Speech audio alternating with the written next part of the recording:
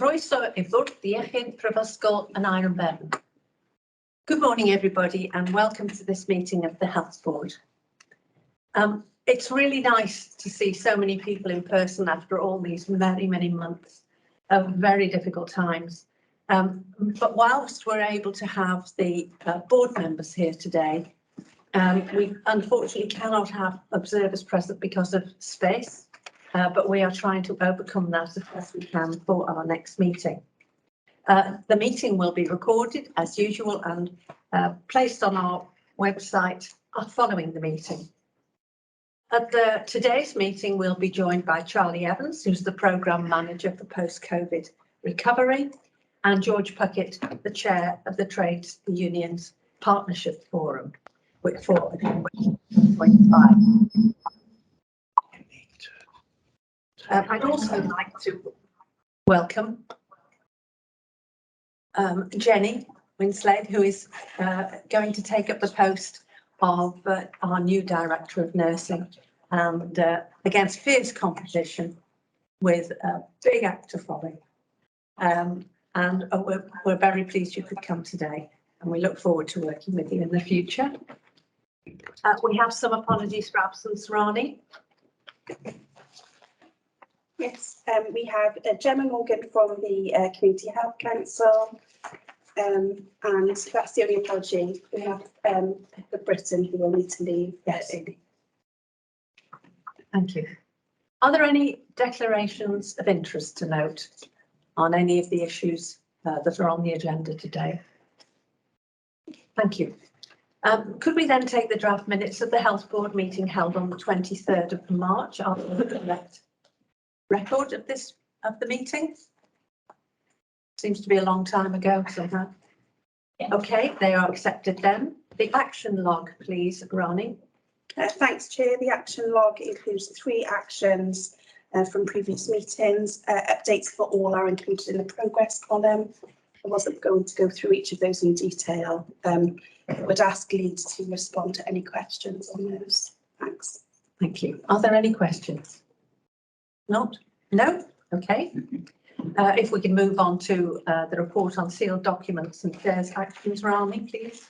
Thank you. So this paper provides a summary of the use of Chair's action and the Health Board's common seal between the 9th of March and the 9th of May. There has been one document that has required the application of the Health Board seal, and that is set out within the paper. And in addition, there have been 5 agreements to Chair's action during that time. The paper provides a summary of those with supporting detail appended to the report, and the board is therefore asked to ratify the use of the common seal and the use of Chair's action in line with standing orders. Thanks. Thank you. Are there any questions on these? No? Thank you very much. If we could then pass to my report, which is quite short. In addition to my usual range of meetings where I see independent members individually, I've had a number of other All Wales meetings.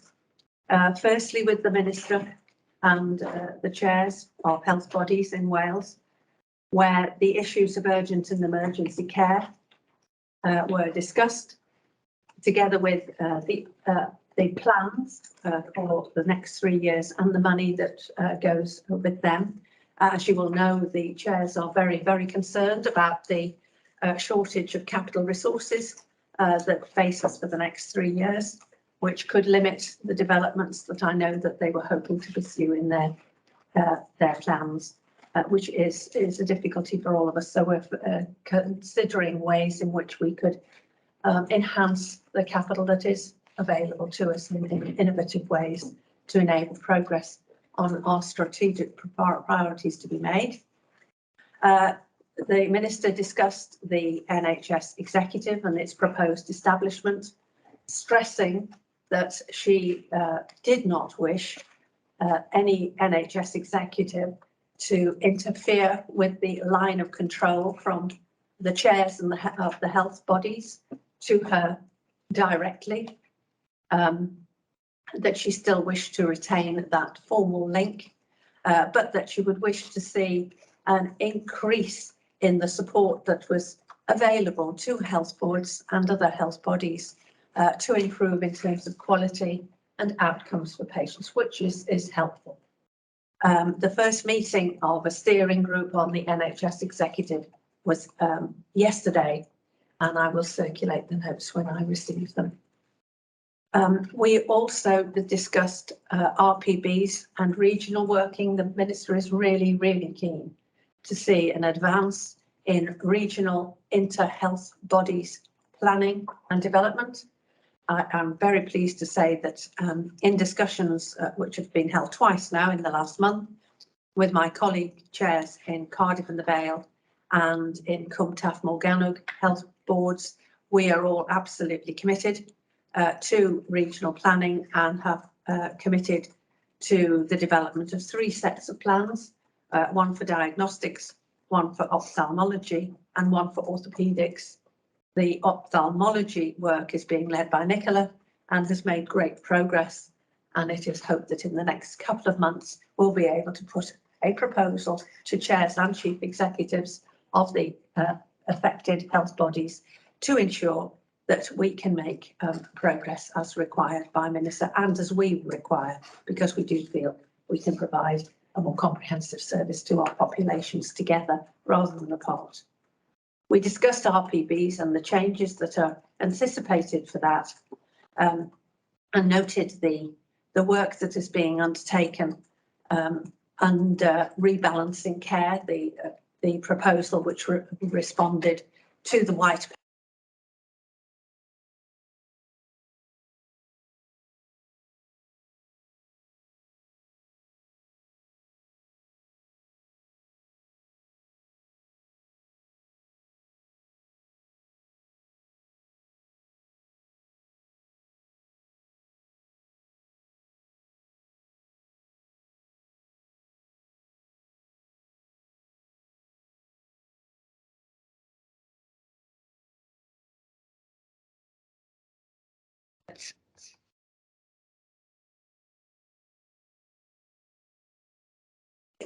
Any forthcoming changes in responsibilities with the governance of this organisation and the RPB to make sure that they fit well together and we're just not duplicating bureaucracy.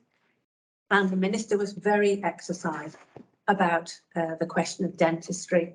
So on behalf of the chairs, I have written to outline the services that we have been promoting in terms of dental care within our health board areas, and are discussing with HEIW the delivery of additional dentists within the system and how long that is going to take. There has been an increase anyway in the numbers being recruited into training, but as you know, they take a long time to train, and that is why health boards have been quite imaginative in looking at alternative ways in which to provide dental care. But nevertheless, it is a concern to us all, and we will have to make sure that we look at this very, very carefully over the next year. There have also been 2 meetings of the health bodies chairs, where again, as you can imagine, we have been reflecting on the areas of concern and priority for the Minister.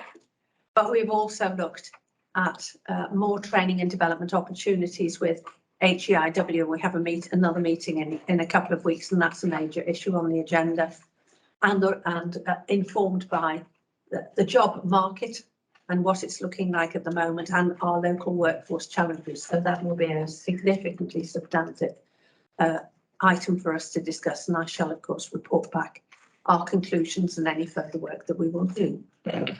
We have also looked at the public appointment processes and the governance of health bodies. That is an ongoing piece of work that Welsh Government has now taken up on our behalf, and we hope that there can be improvements made swiftly. We finally discussed the COVID public inquiry and the arrangements that were being made by each of the health bodies so that we could ensure that nobody was in need of help or assistance, and indeed they are not, so that is good. I have also had 3 visits now that I'm allowed to visit. I went to GUH Neville Hall, I wanted to look at the emergency care system as it settles down in Neville Hall. And we were joined by Richard from Torvine and the Minister, Vaughan Gething, to look at the proposals for the Medi Park in the hope that we would be able to be granted, Torvine and ourselves, the resources to make an outline business case.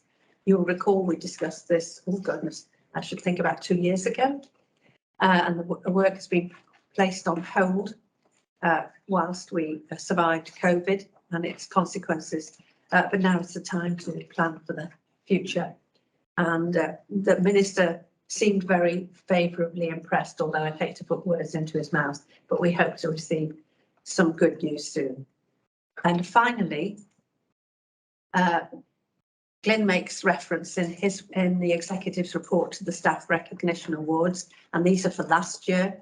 And I was really pleased to be able to personally present the TTP, the Test, Trace and Protect team, with the Chair's award for 2021, and in particular to its leader, Erin Powell. And it was very nice to see that team and how supportive they were, and what a really, really effective and efficient job they had undertaken, and how they were still committed to ensuring that the population was protected.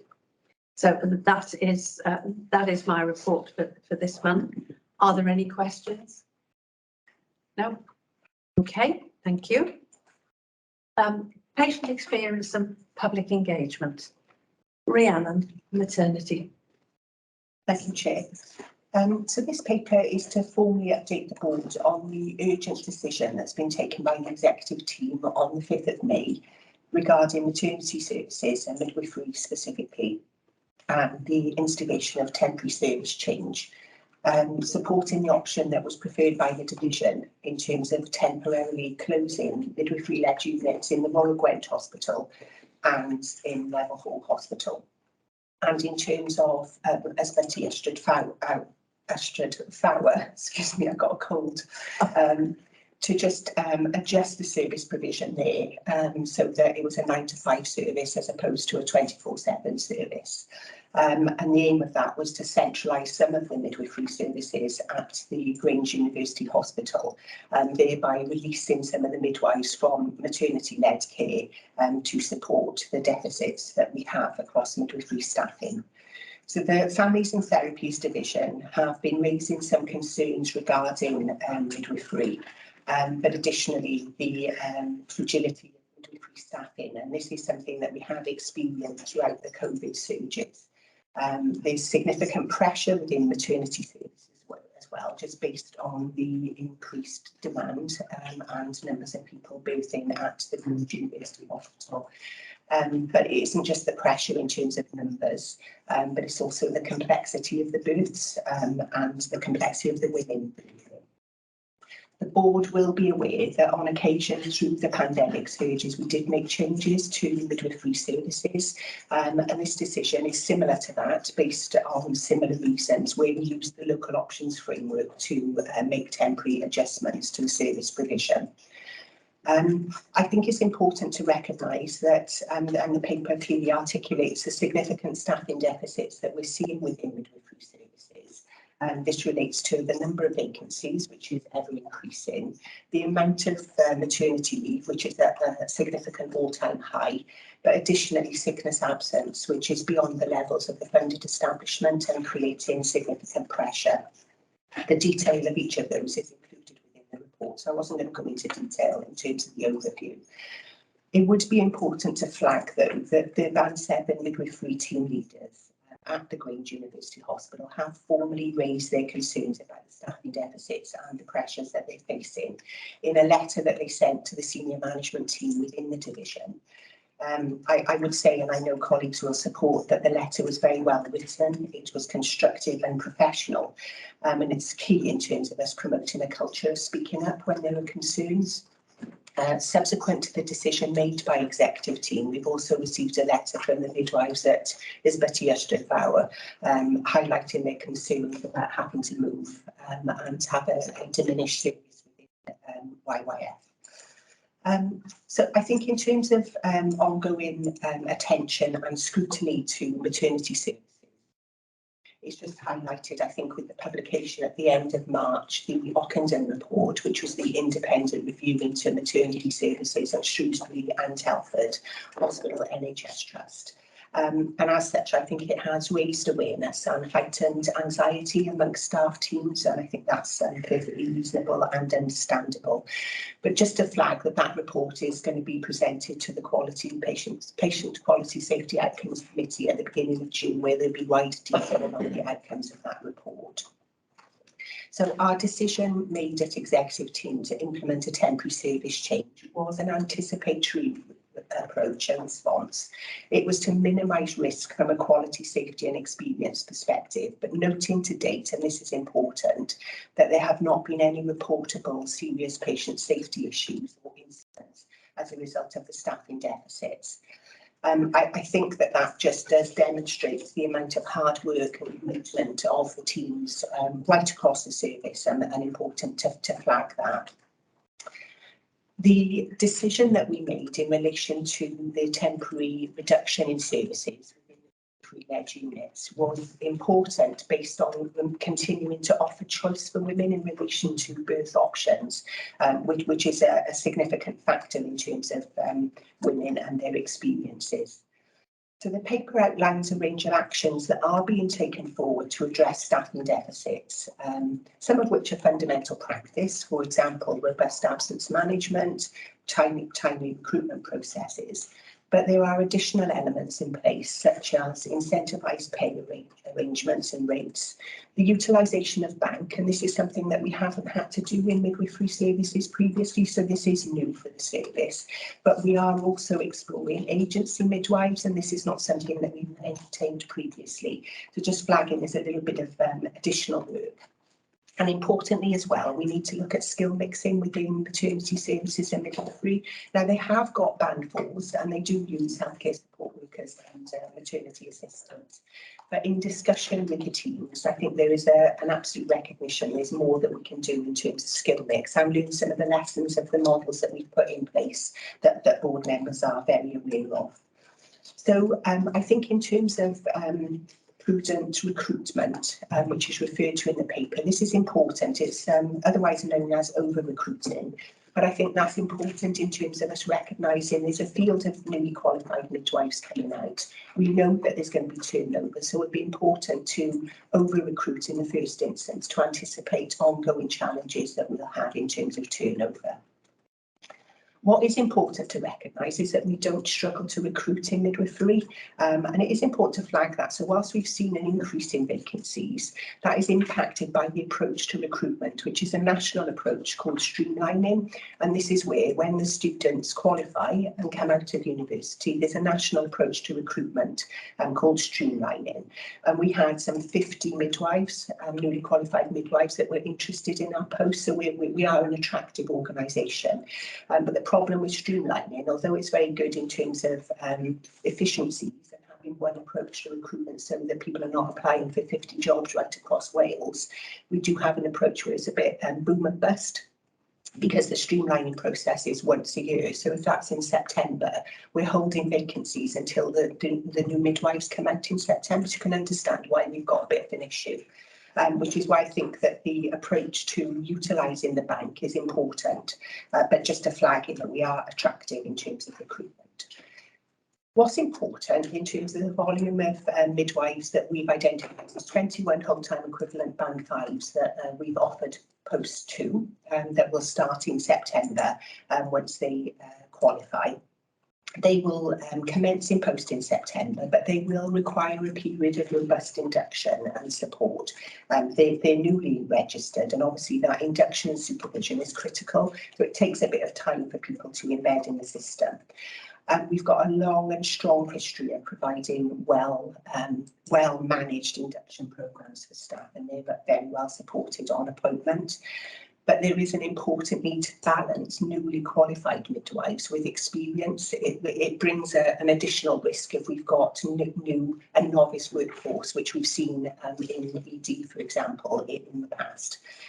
So just to avoid that, we're making sure there's a balance, and we're working very closely with workforce and OD colleagues to ensure that we've got ongoing recruitment. We're looking to recruit from England in terms of midwives coming out there as well, but importantly more experienced midwives into those posts. I just wanted to quickly flag the importance of the birth rate plus assessment. So this is the acuity assessment that's undertaken, and then you align the midwifery staffing based on acuity. Now, we are anticipating there's going to be an increased need for additional midwives based on a known increase in acuity. And whilst we are undertaking that birth rate plus assessment, it's important to recognise that there's some challenges and questions around the effectiveness of birth rate plus. It is quite an ancient tool, and we are reviewing across Wales a more prudent approach to assessing requirements, but that is the tool of choice at the moment. And within the report, we're also flagging some of the data which is showing that increased acuity, to include caesarean section rates and induction rates. I won't go into the detail, but you can see there that what we modelled for the GUH in terms of our new hospital opening, we haven't quite got the modelling right, and the acuity is increased further. So you can see that we're running high on caesarean section rates. That's not unusual across Wales, but it is above the target. But I would just highlight, I think the target is wrong, bearing in mind increased acuity and the comorbidities of women within our patch. But also induction of labour has also increased. So we modelled it on 22%, and we're seeing a rate of about 26% currently. So you can just see the impact of that data on length of stay and the impact then that has on service provision. So the paper highlights what we've got in terms of midwifery-led units and a preference for women to birth at the Grange. We've got very low numbers in reality of women birthing within the midwifery-led units, and numbers birthing at home. That is individual choice. But in terms of the 3 months for this calendar year, you can see the numbers are low. And if you think about Ysbyty Ystrad, we're staffing a unit 24/7 with midwives and healthcare support workers for what are very low numbers. And in fact, last year equated to about 10 births per month. So in terms of efficiency, one would question the efficiency of the model, but very important in terms of women's choice. So the board are asked to note the precarious staffing position that we've got across midwifery, and the decision made by the executive team, which was communicated to key stakeholders in terms of temporarily reducing the midwifery-led provision at Neville Hall and the Royal Gwent to release midwives and centralise services at the GUH until September, when we're anticipating a significant improvement in the deficits in terms of vacancies, but also long-term sickness. We've asked that the decision is carefully evaluated and reviewed, and we'll have a paper coming back to executive team within 6 weeks of that decision, and there'll be obviously ongoing review. But you're asked to note the concerns being escalated by the division and raised by midwives in relation to the impact of the pressures on staff wellbeing, as well as the impact on the service, whilst noting the no patient safety incidents that have been related to staffing and pressures to date. I just flag, if I may, that maternity services have been highlighted and prioritised for board member visits. We've undertaken now a draft programme which has been approved by the Chief Exec and the Chair, so that will be coming out. And we've got a schedule of visits to our units to support the staff, which I think will be important. And just to say that a number of meetings are taking place with myself and the head of midwifery to meet with the staff, try and allay concerns and listen to their thoughts on improvements. The meetings to date have been very constructive. And finally, I'd just like to acknowledge the hard work of the midwifery teams and maternity more broadly. I think their commitment and indeed their flexibility in what is and continues to be very trying times is important. But also I think it's important to just acknowledge the support that we've had from the general public as well. So thank you, Chair. Thank you, Rhiannon, and I would endorse your view that we are very grateful indeed for the commitment of the teams and also for the understanding of our population. This is very considerable patient safety issue if not addressed, and we have to take decisions in the best interests of the population's health and well-being. do thank them for on behalf of the board. Questions, please. Tiege. Thank you, Chair, and thank you, Rhiannon. And I apologise ahead of time if I start coughing. Firstly, just a quick matter of detail in the report on page 1, the quoted committee is incorrect. That's just detail. Somebody needs to just correct that, the title of that committee. But on to my real comments, which is I welcome the report and the very pragmatic approach that we're having to take. Clearly, this is a great concern to all of us, and it's a logical and creative approach, I feel, and I'm particularly pleased that we have been communicated with by the teams formally, and that they felt able to do that, and that we were able to acknowledge their concerns and act accordingly. So that's excellent. I just wanted to explore just very briefly a little. You did speak, Rhiannon, to the issue of the increased caesarean rate, and there are clearly reasons around that in respect of complexity and comorbidities, but it's just for assurance again to the board that that rate is based on the complexity and rather than any kind of professional choice, if you like, and that it's based on clinical need. And just to comment also that this again for me affirms our approach on the life stage approach in Healthier Gwent and investing in maternal health care and supporting healthy pregnancies. But if I can just have that assurance, that'd be great. Thank you. Yeah, thank you, Tiege, and that's an important point, and I'd absolutely agree with you in terms of the priorities within the IMTP as well for every child having the best start in life. I can give some assurance in relation to the C-section rates. So whilst it is high, it is reflected across Wales, and there will be ongoing discussions about the metrics for caesarean section rates. But what is key is this is women's choice as well. So through the maternity and neonatal services assurance group, we have a lot of discussion about the caesarean section rate, and in the past we have had a very strong clinically led audit in relation to caesarean sections being undertaken, the outcomes and the rationale and the outcomes. So as the executive lead for maternity services, I am quite assured about our processes and the oversight and governance around those areas. And just to flag, at the last maternity performance board led by the Chief Nursing Officer, where we attend annually to have oversight of our performance, we did raise the issue of the metric, because with the changes in choice and women opting to have caesarean section, the metric is somewhat challenging in reality. But it isn't just choice, it is the complexity and comorbidities as you've described. And I think that it does signal the work that we need to do in terms of the health of the population and preconception advice and support in terms of the health and well-being of mothers and then the babies. So I hope that provides assurance, Tiege. Thank you, Rhiannon. Thank you. Pippa?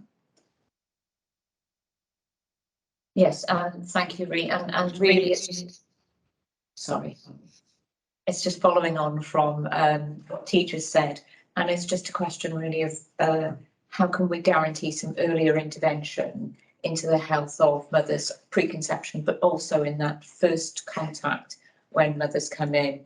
And do we have any data to support where the complexity is coming from? So should there be a focus on smoking cessation, or should there be a focus on obesity? And is there anything extra that we can do to support mothers and mothers-to-be? Yeah, good points. I think it's a combination, so it's not one area, but obesity rates are a key factor without a doubt. We've got high diabetes with within this area, and smoking is an issue. I think we've got lead midwives in terms of public health. We work very closely with our public health colleagues. Sarah is online, she might want to come in as well. And we've got quite strong teams in relation to preconception advice and support. Do we need to do more? I'd say absolutely yes, but it is a focus of the division. I think it will be an area that we will explore nationally. So we've had investment through CNO, Chief Nursing Officer, for a new maternity and neonatal improvement board.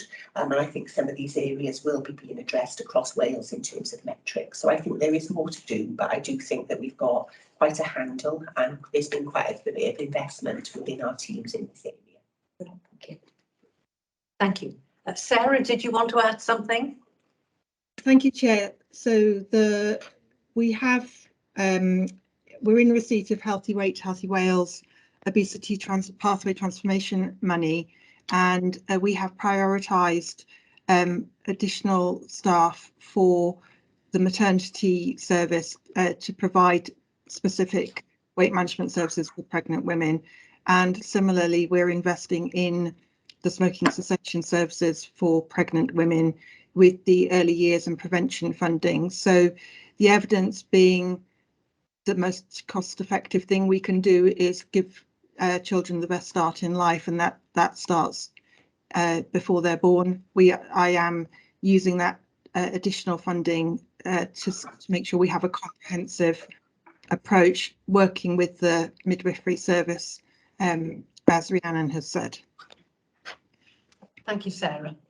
I think that's quite a reassurance. Paul? Just to say, this is obviously a very important area of activity, and I just to commend the report we received, which I thought was very detailed and very thoughtful, which is incredibly helpful. It's also reassuring to note that the national issues to do with the Shrewsbury and Telford are being taken on board as part of a discussion, and I think that may well lead to a review or an opportunity to review and refresh our current model. I don't know what the thoughts are on that, Ree, but it'd be helpful to know about that. And then I think the engagement with staff is crucially important as well. So we've got, in terms of the conversations that are happening, the information to the community seems to be well sort of put out so people are aware of what was going on, etc. Is there anything you feel the board can do to help and support the current situation at all? And if so, what can it do? Thank you, Paul, and thanks for the comments. I know they'll be well received by the midwives. I think that if we can engage in the visits to the midwifery-led unit that will remain open, to include Ysbyty and Aneurin Bevan and Ysbyty Ffrwd, but to visit the Grange. So I have prioritised those on the revised board member visits. That'll be coming out in the next week for people. And I think if people can engage in those visits, I think the staff will be very appreciative. So that would be good, Paul. Thank you. Thank you very much. Thank you. Are there any further questions? Helen? Thanks, Chair. Thanks, Rhiannon. Very helpful report, and obviously support the decisions you've had to make regarding the small units. I suppose I was just a little bit concerned that the table suggests that in some units in the Gwent and Neville Hall, there have only actually been one birth a month. Have I interpreted that correct in the first few months of this year? So I just wondered, obviously, aspects of staff in those units waiting for someone to come with a birth or in labour, how that is managed safely, and obviously your decision to close those at the moment is entirely appropriate, but just perhaps looking to the future how that might be addressed. Yeah, thank you, Helen. I think that it has raised questions about ongoing and future provision of our midwifery-led units and what model we might want to look at going forward, and some consideration from a board perspective as to a formal review of that situation, which I think, my own view, would be warranted based on the numbers. It is only Ysbyty Ffrwd that's got a 24/7 staffed unit, so the others are described as pods, and that's where the community teams will come in with the women to undertake births. So I could understand your concern, and sorry if that wasn't well articulated within the paper. Thank you. Thanks very much. Thank you. Shelley? Just one question, which is a similar point, it's just in relation to whether or not we could do more, and I know what you're going to say, you are, about actually telling or advising mothers or expectant mothers that, you know, the midwifery-based units in the other hospitals are exactly the same as in the GUH. I think that probably a lot of mums are saying, well, that's great because I'm sure everything will go right, but if not, I can whip next door. And that is correct. But I just think that, you know, because there's no difference really between, you know, the safety issues, whatever, in those other hospitals. So I don't know if there's more that we can do in relation to that. Thank you, Shelley. I think that they're important points, bearing in mind that that is one of the areas that's been flagged through the Ockenden report in terms of information provided to women about the closeness of obstetric unit. I think that our teams do a lot of work with women on first assessment, giving that advice. The impact of the Grange, I think, has been a positive impact in terms of women wanting to go there, even though it is in the alongside birth unit. It's a beautiful environment. I'd have to say our other units are really nice environments as well, actually, but it is choice, and we do try and influence. And what we have been doing is really encouraging birthing within the midwifery-led units, and they're there for that purpose. But you can see the numbers are low. So I think that there's more we can do, I think, to encourage that. But I think a review of the model overall is important in terms of recognising a key question of how many units do we actually need and how many is it appropriate to staff, bearing in mind those units. And I think that would be something important for us to consider as a board. Yes, I would agree with that. Are there any further comments or questions? I think it's the wish of the board that there should be a thoroughgoing review. Firstly, against the Ockenden recommendations, but secondly, against our model and how it is operating at the moment. Given the numbers of midwives that are coming through, and we are, I would reiterate, very grateful to the teams for the actions that they have taken to protect patients and their children. I think it's important that we should be quite clear about the numbers that are usually the standard for midwifery-led units and consultant-led units. I used to know what it was, no doubt it's changed, but it's really important that we have a very, very objective analysis of our model so that we can make the best decision we can to ensure safety within our services. And I'm sure this situation is replicated in the rest of Wales as well, because this is a universal problem. And as of course, we are very lucky that we are an employer of choice for midwives, and we've shown that over the past few years. But nevertheless, we have got to be assured as a board that the services that as best we can provide good quality, good safety, good outcomes for patients and their children. So it would be helpful to have a note attached to the minutes on the timescale when you think you will be able to conclude a review. And I assume, Pippa, this will be on the quality committee. Yes, good. Okay. Oh, are you happy with that recommendation? Yes, fine. Okay. Thank you very much. Thank you. Thank you. Could we move on to long COVID, please? Peter. Thank you, Chair. So I'm going to provide an overview of the report, but then share with you a video with a patient story, which I think probably most effectively shares with you the experience of our patients who've benefited from this very new service. First of all, I should just explain that the report has been attached in the meeting papers twice. So sorry if that's caused some confusion, but it is the same report. It's not two separate reports. Okay, so the post-COVID recovery service was developed in response to the experience of a cohort of patients with prolonged and frequently unpredictable symptoms following a COVID-19 infection. And patients who we describe as having long COVID typically experience these ongoing symptoms 12 weeks after their initial infection. And that's how we tend to determine somebody having long COVID. They are symptoms that have similarities with other post-viral conditions, but the experience is unique for every individual. And I think that's an important point for me to make. What we've learned from this experience of setting up this new service is that every person that comes forward and seeks help from the service is describing very unique, individualised experience and symptoms. There is no one typical patient. There is a real variation in the experience and symptoms that we see. When we started on this journey, no single service existed that could respond to this, and we worked very rapidly as we started to learn more about this condition as the pandemic developed, and we were keen to develop services for both adults and children and young people. So the Health Board service was delivered with initial Welsh Government funding in the last financial year, and we received 940,000 for that to deliver that service.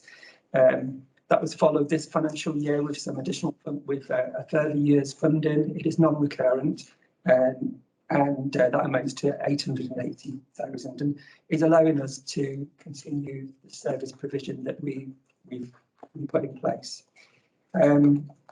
The Health Board is the first health board in Wales to also deliver a post-ICU COVID rehabilitation programme.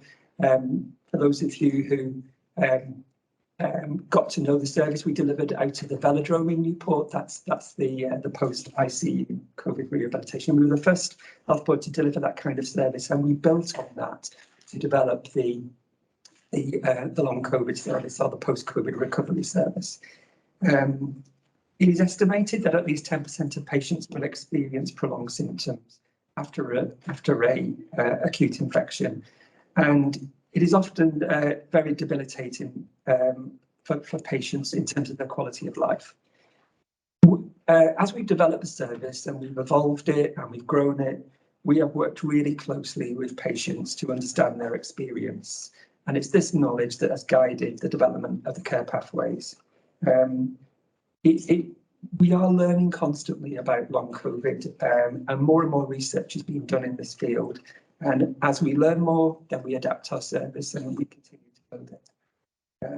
What I would say is, going back to my point about people who experience long COVID have a very unique and individual experience. There isn't really one size fits all for patients, and we make sure that we adapt our response for individuals. That's important. And I would say that whilst we are providing a good response in our community, I think there are still some patients who we can do more for, and we continually look into how we can adapt service for those individuals where perhaps at the moment their needs are not being met. Our model is holistic, it's person-centred, and it's rehabilitative. It has a focus on recovery rather than a diagnostic label, and that was really important for us as we developed the service. We were, when you're suffering these kind of symptoms, you don't know what's going on and you want to find out what's going on. Sometimes having a diagnosis is an important part of that. But it's very difficult to provide a diagnosis for long COVID. It's very difficult to link the symptoms to the actual cause. And we didn't want to make a diagnosis a barrier, or a lack of diagnosis a barrier to having the care that people needed. So, you know, it is a symptom-based service. We established a multidisciplinary team comprising of a range of experts, including psychology, respiratory, physiotherapy, occupational therapy, exercise assessment, neurology, cardiology, and we also have an opportunity to access secondary care specialist services as well, and we have referral pathways into those services. It has been noticeable that overexertion can be a critical determinant for aggression for many patients with long COVID. And education and pacing have been key aspects of our approach. We are the first health board in Wales to be introduced in a purpose-built smartphone app to support patients in their recovery from COVID-19. And we have also been the first health board in Wales to develop the paediatric pathway. And we've recently finalised that pathway for children and young people, which Welsh Government is now advocating for an all Wales use. We have provided information in the paper about the potential for an ongoing model for a needs-based rehabilitation approach that would continue to support COVID recovery, which will also benefit patients with similar needs. So what I mean by that is we're thinking beyond this year, we're thinking beyond this current year of funding and thinking how we continue some form of care offer or service into the future. We're uncertain at this time whether Welsh Government will provide additional funding in future years. In the meantime, we're planning how we will respond in the absence of funding. We also recognise that the care response that we've developed is helping other patients who may not have had these symptoms as a result of COVID. So, for example, the kind of symptoms that we see are very similar presentation for those people with ME or chronic fatigue syndrome or fibromyalgia or chronic pain. And actually, we've learnt a lot from the long COVID experience that is going to help us with our care response to those conditions as well. So yeah, the post-COVID pathways developed for adults and children and young people. They're designed with the principle of a holistic recovery model based on individual need. Many patients with chronic symptoms interact with a range of services. The use of an impact assessment has ensured this holistic approach that I described, and it has taken on board individuals' concerns and prioritises their recovery plan. We also have an ability to follow up, and we have a regular follow-up with these patients who we monitor their delivery of care and support and adjust according to their needs. Through our supported self-management approach, we empower patients to manage their health proactively and to manage and maintain engagement with their work. Work is an important aspect here. The typical age, the average age of people accessing long-COVID services is age 49. Mostly working age people, and their ability to continue work has been important to them, and we've been working to support them to get back to work or continue in work. Also, with younger people accessing school and education throughout their long COVID experience has been really important. Many patients have recognised an opportunity to review health behaviours, and we are seeking to support these, what we refer to as valuable teaching moments. So, you know, people who are presenting to our service have other things going on in terms of their health, and we are taking the opportunity to help them with, for example, weight management and things like that. The National Exercise Referral Scheme, which we often refer to as NERS, has been a critical aspect of this programme and has shown improvements in physical activity and mental well-being. It's probably one of the main planks of our service, really, the NERS programme. Our model provides the bridge from medical investigation and treatment through to supported self-care and ultimately independent self-care. The principles of the Ffrwd programme have a relevance for our approach for other services, and I've mentioned already ME, chronic fatigue syndrome and fibromyalgia. Very much kind of thinking about how we approach these conditions with avoiding an over-medicalised approach. Our experience with patients suggests that ongoing support can be critical to ensure that patients have the capacity to engage effectively with advice.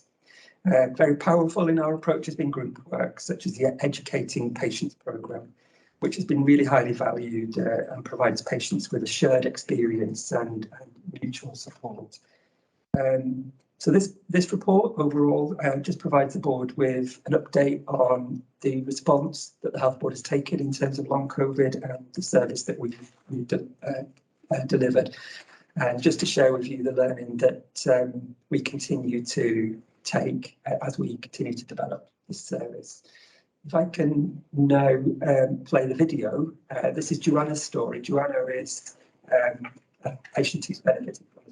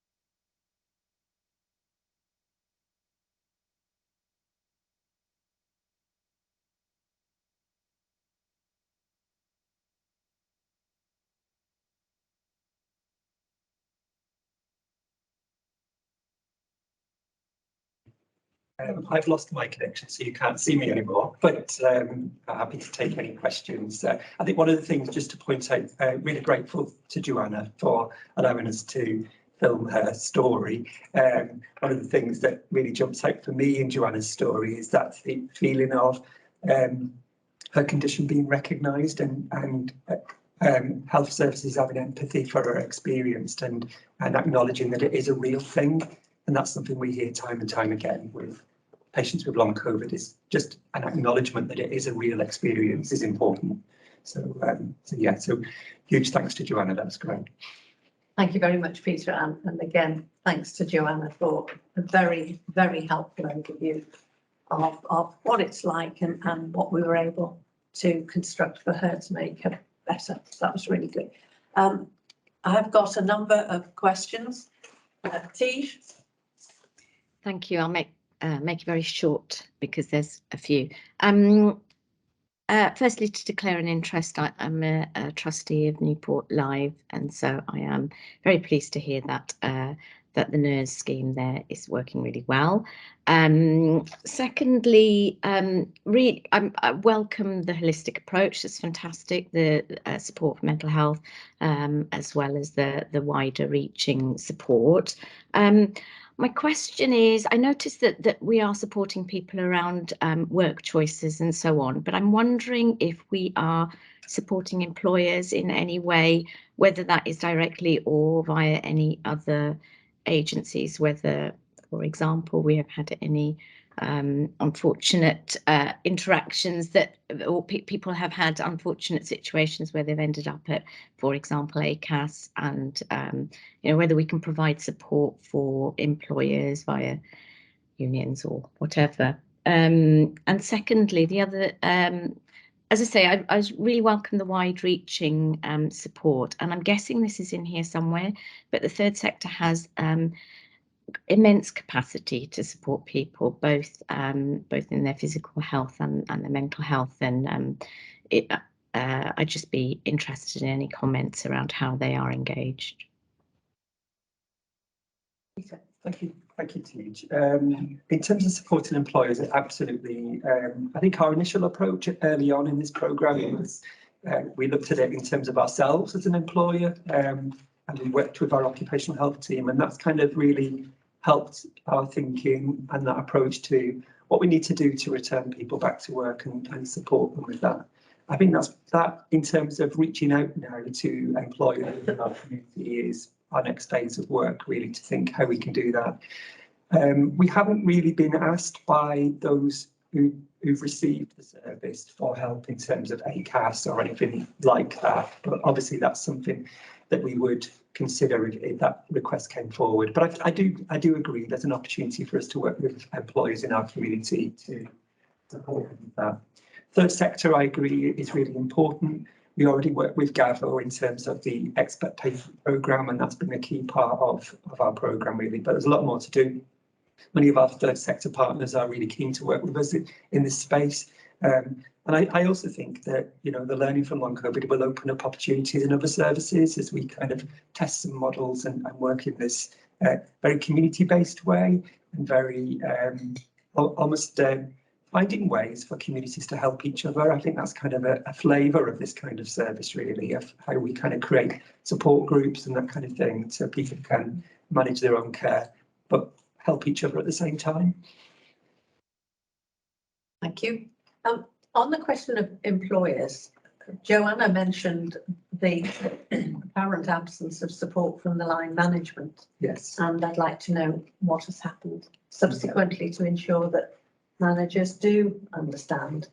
Sure. I think what Joanna's referring to there is something that we observed at the start of this service, was that managers didn't understand the nature of the long COVID symptoms, that they tend to come and go.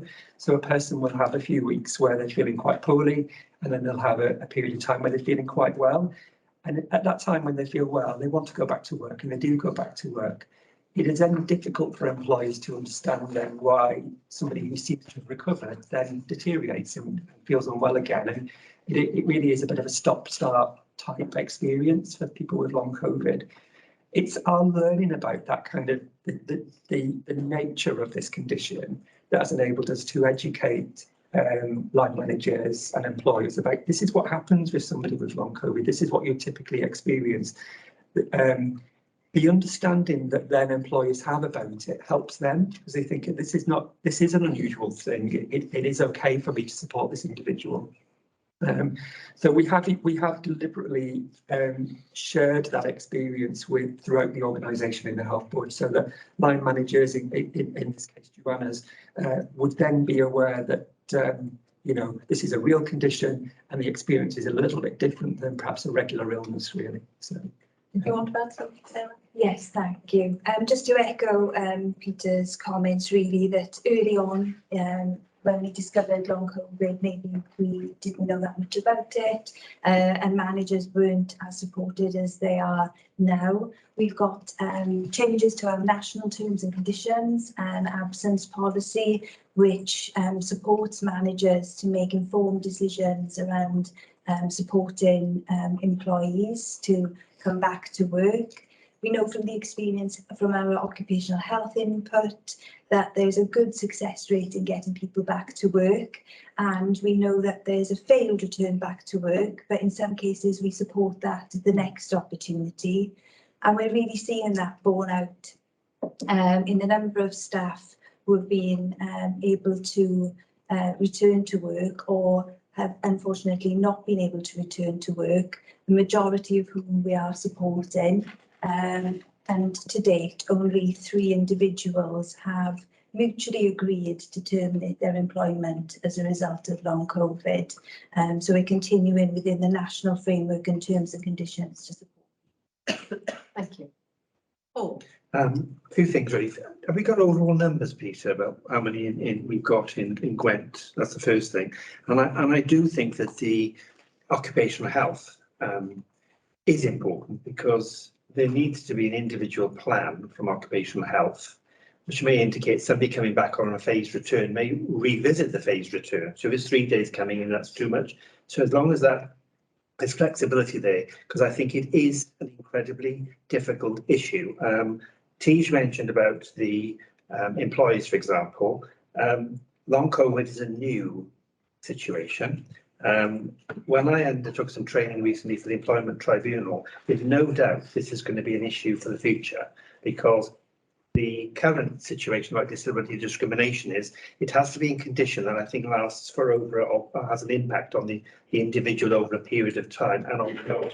So therefore, once that is the situation, then that may well impact on the you know, our support that we're giving to make sure we've got a very clear plan of support around the member of staff at work, to indicate that we've done all we can to support that individual.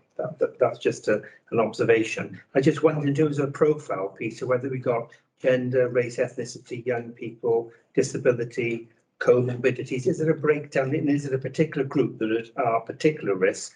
And the wraparound provision that you've talked about, I think, is very impressive. And the final point I wanted to ask is my considerable worry is over the funding. We have £1 million 1 year, nearly £1 million the next year, and then suddenly phase 3, potentially nothing. Yes. So it's how we can actually make sure that we're able to continue to support. The level of support at the moment is, in my view, excellent for individuals. So once that funding is removed, then does that mean we're going to have a group of patients that are at considerable risk with no support? So a range of questions there, really. So I'll take the last one first, if that's okay, Paul. We are already developing plans now for what will happen at the end of the year. It is a real risk because at the moment there is that uncertainty about any ongoing funding beyond this financial year. So we're planning for that scenario. We're talking to existing services about how we might mainstream this and absorb it within core services. I think what is clear is the need isn't going to go away. I think the demand will change. We've seen definitely a peak in demand towards the end of last year through into the early start of this year, but that is beginning to drop a little bit now and it's starting to plateau. And we're really carefully monitoring that demand as it presents itself. But yeah, we need to plan for that risk of no ongoing funding. Welsh Government have announced a second review period, which will be midway through this financial year, where health boards will share their evaluation of this service, and we're hoping at that point that will inform Welsh Government to make a decision about any perhaps future support. We as a health board participate in All Wales evaluation, so we do our own local evaluation, but we join that together with other health boards to provide Welsh Government with an All Wales evaluation. We work really collaboratively with other health boards in delivery of this service, very much aligned to the Welsh Government strategy on long COVID, and we are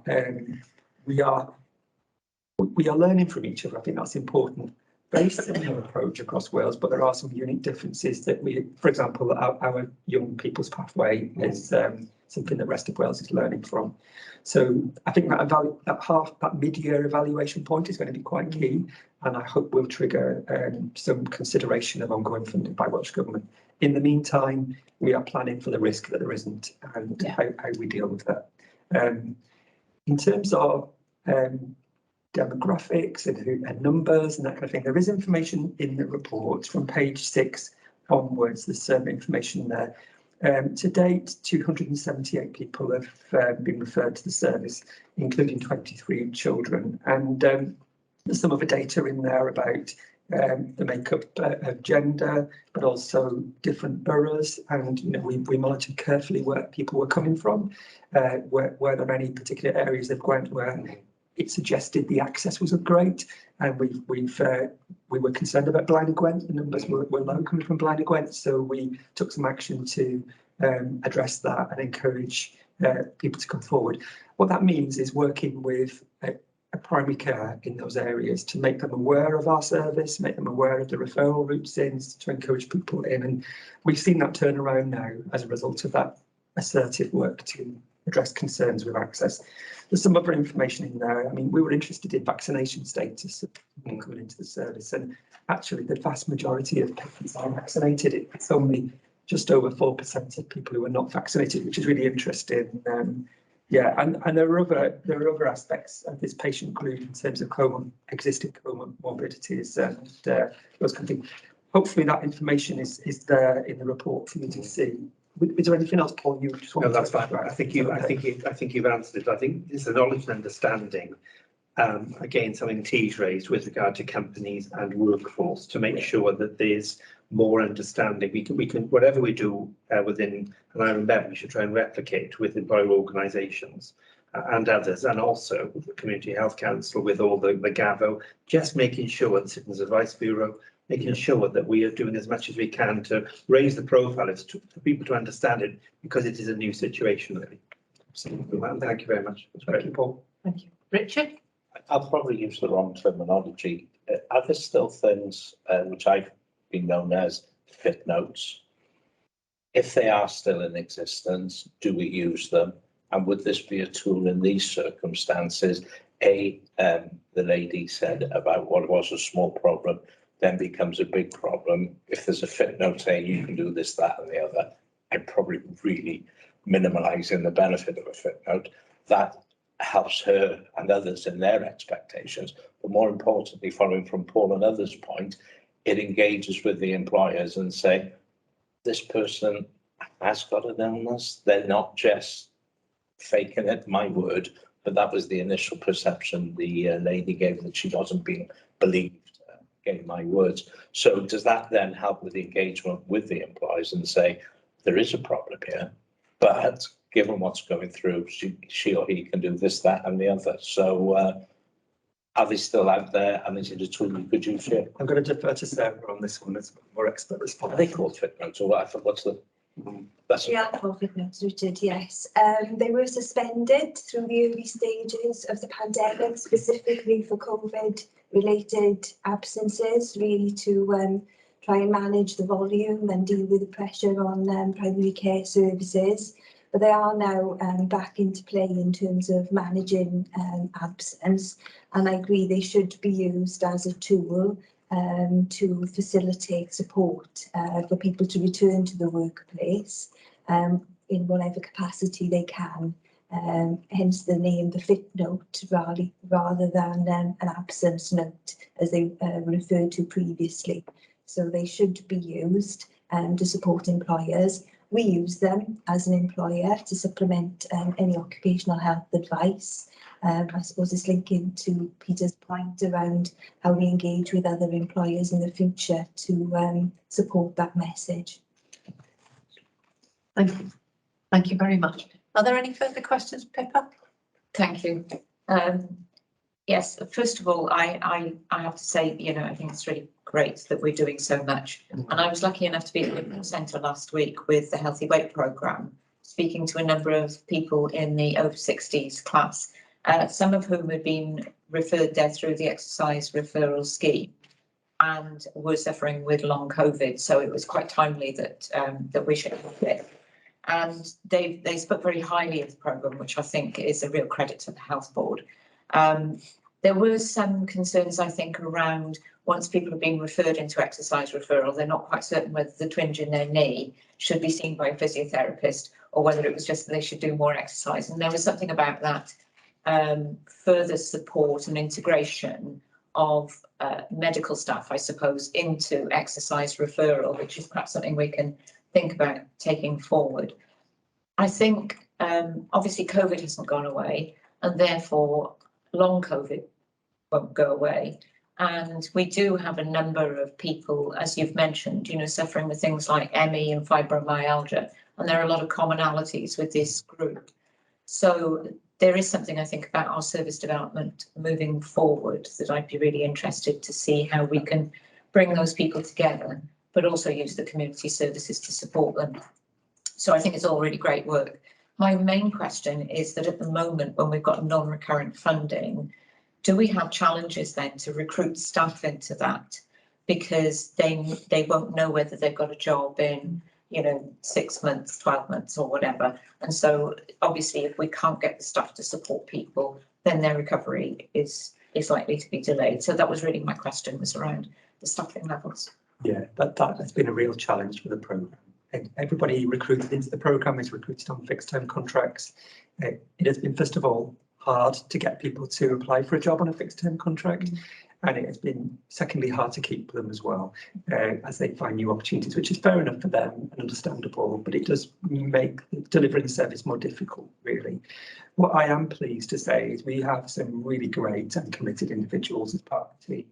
I've just been bowled over, actually, by their commitment to it. And they themselves have really enjoyed working in what is a new service and a new emerging condition that they're learning. I think it's quite exciting. It's an exciting place to work, really.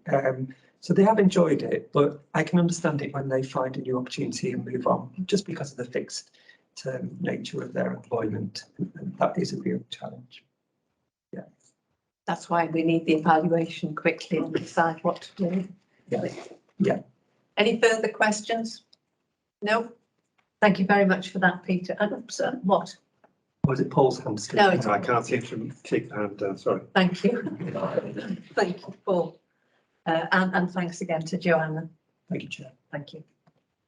Might we move on then to the items for decision and the satellite radiotherapy full business case? A term and a half is all I can say. Thank you, Chair, and yeah, I'm pleased to present the full business case for the satellite radiotherapy unit that is planned to be developed on the Neville Hall site. It's been in the thinking for a long time, and it's good to see the progress we've made over the last few years. As you'll be aware, most of you, this is a joint project we've got with Gweler NHS Trust, and is one of the key projects of the broader Transforming Cancer Services work across the region, and is also consistent with our Health Board cancer strategy. The board has previously considered and approved the outline business case for this development, which involves providing a satellite radiotherapy unit, which will have 2 new linear accelerators, or LINACs as we call them, and a CT stimulator, in addition to 8 LINACs that are planned for the new Bwrdd Cancer Centre, or the existing one. The new build will be linked to the existing Neville Hall estate by a demolition of the existing antenatal clinic, which has been rehoused in vacant ward accommodation. And the way the arrangement will work is the health board will own the building and provide the soft and hard kind of facilities management services. But the service that is run out of it will be managed by Gweler, and we will do that through a robust SLA arrangement. The total cost of the preferred option is, in the full business case, is 46.18 million, which includes just over 29.5 million, which is the not to be exceeded cost agreed with the supply chain partner. The difference between those is the cost. The FBC does now include the cost of the two Linux equipment, and that's being taken forward as part of a separate project, but it's important that we added those in to show the full cost. And it also is higher than the outline business case cost due to additional costs we've agreed for decarbonisation improvements and smart, which have been agreed with shared services and Welsh Government over the last year. So the service, they will deliver what they call 15,600 fractions or treatments, as we probably would be more familiar with, and will be starting initially with radiotherapy associated with prostate, breast and palliative care treatments. And that will increase as it develops into more service, more treatments. It will offer the much needed additional capacity that's predicted for radiotherapy in South East Wales. With an estimated revenue cost that additional capacity brings of 2.9 million in total, which is expected to impact this health board by 1.170. In terms of how that will work, we will be expecting the north of the Aneurin Bevan population and probably north of Cwmtach to primarily access the services at Neville Hall, but that will then free up capacity at the Cardiff Centre. So we'll be Gweler will manage this as part of their overall commissioning model, and it won't matter where that treatment happens. It will be part of a robust contracting framework that's in place, which obviously we are not only sitting here as a provider of the building, but also as a commissioner of these services for our population.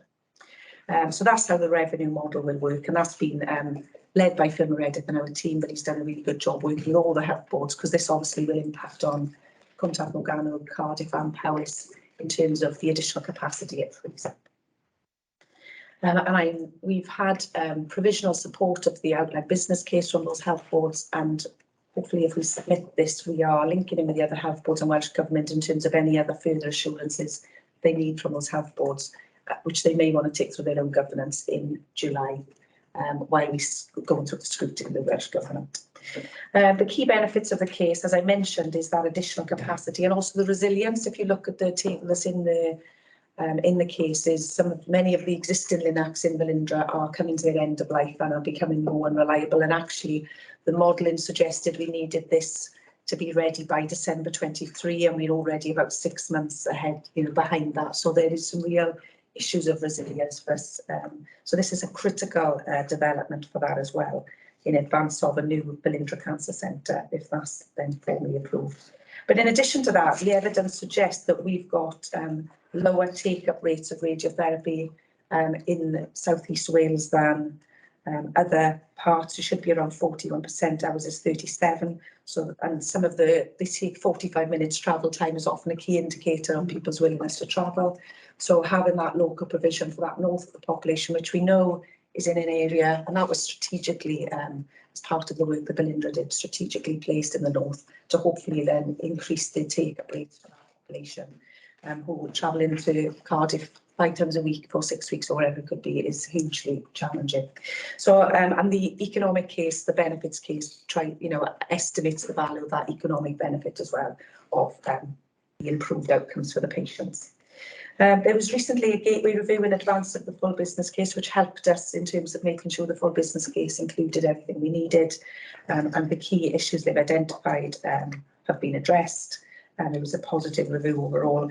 The only 2 issues that we are now taking forward beyond the full business case as soon as it's approved is making sure we really clarify the governance now as we go into the next stage of kind of build and implementation, because there's a very clear accountability on this health board for delivering the building, but Gweler absolutely need to be accountable for making sure the service provision is put into place. And the biggest risks that have been identified is around the workforce requirements and making sure we've got a really robust recruitment plan, recognising the national challenges around some of these particular workforce skills around oncologists in particular. So that's the real focus of the project as we go forward. So in terms of the timeline, both Ffrwd and ourselves taking it to boards this week to hopefully then submit to Welsh Government and seek approval from them by the end of July to start on site in August, subject to them having the funding available for this. That would then allow completion in February 2024 with what they call as a BMON date, or so ready to open, hopefully by July 2024 at the latest. So that's where we are, and I'm looking for the board to support the full business case to submit to Welsh Government this week. Thank you very much, Nicola, and thank you and the team for the really hard work that you've pursued to get this through and to get all the partners to agree. It's a formidable challenge. Are there any questions about this, Paul and Richard? That's right, I can't see my hand down, so sorry about that. Are you up or down? I can't seem to move the logo thing. Yeah. But just to say, totally supportive of this this particular case. I think that it's a thorough appraisal that's been undertaken, and huge thanks to the team for putting it all together. And in another part of the country, they would refer to misery miles, which is the sort of the dreadful situation, people having to go all this sort of miles to get treatment, etc. I think this is a real opportunity to also invest in Neville Hall as well for the future. So I'm totally supportive. Thank you. Thank you, Paul. Richard? Fully supported. You wouldn't be surprised. I've mentioned it before. Misery miles is a brilliant expression. Having taken Mum to Ffrwd, what fantastic service. I'm not knocking it in any way, shape or form, but those misery miles were important.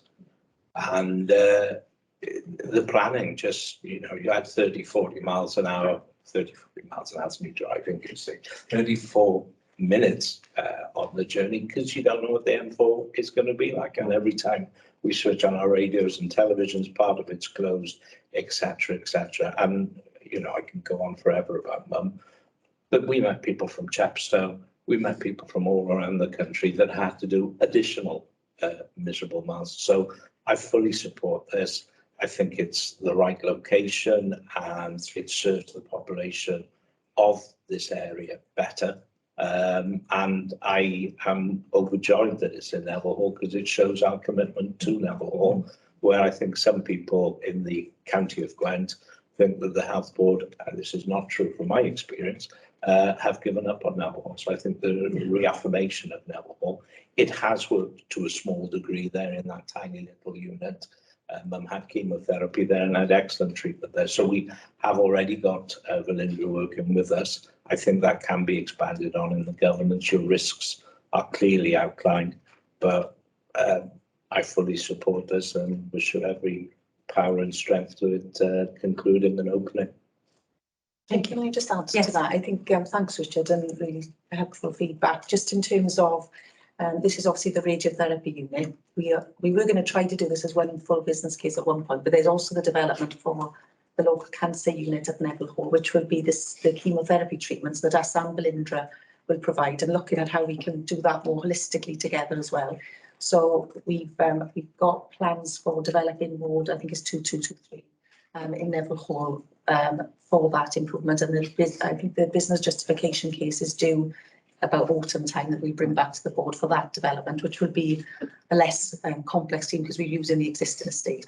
And I think, as you said, again, maximising the opportunities that Neville Hall estate offers us, which has pretty much got a plan that fully utilises it, which I think is really positive as well. But that kind of chemotherapy provision and some of the more holistic cancer care you're looking to provide there will be really complementary to this unit as well. Great, thanks. I just wanted to reinforce the progress on that. Thank you. Are there any further questions? The border wiggles around Abergavenny quite a lot.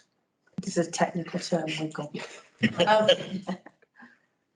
But I assume that we have had discussions with the neighbours who, again, would reduce the number of misery miles that particular population has to endure to be able to access our services, as it is much nearer to them, and people are unsure of where the borders are most of the time around there. Yeah, I think, it'd be a service that can be offered.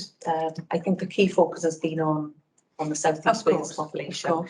But I think, yeah, we work closely with our and we continue to do so. Oh, lovely, thank you. So are we happy to endorse this business? I think it's a really, really excellent service development, especially for Neville Hall, particularly as it will be accompanied by a cancer centre. So it'll really, really improve the services. Tiege?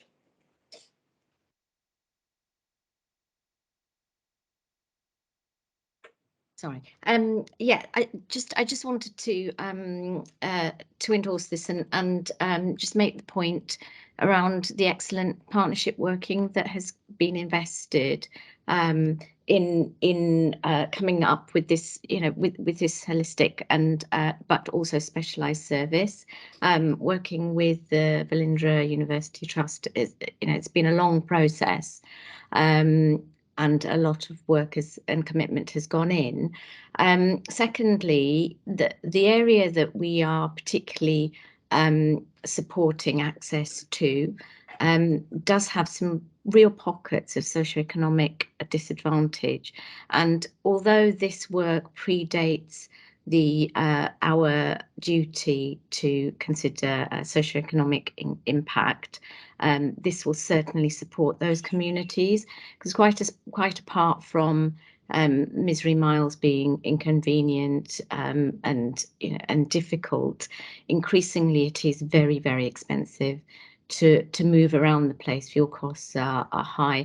Hopefully by the time this comes into being, that things might have stabilised a bit, but cost of living is incredibly challenging, and for communities that are particularly challenged anyway. So I very much welcome this. Thank you for investing as much effort and time into it as you have. Thank you. Pippa? No, I don't have any. Okay, fine, thank you. Are we content to accept this business case and proceed? Okay, thank you.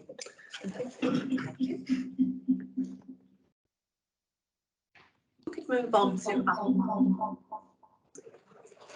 somebody has the mic on. Could we move on to items for discussion and assurance and start with the learning and reflections from business continuity? I don't know who's going to start. Rhiannon's going to give just a brief overview. Thanks. Thank you, Chair. Thanks, Kim. Thank you. This paper explains the context and sets out the basis on which a decision was made by the Chief Executive, as advised by executives on the 29th of March, to declare business continuity and black status in terms of urgent and emergency care escalation. It provides the explanation of the triggers and steps taken to stabilise the service, and also how we de-escalate it, together with reflections and learning following the incident.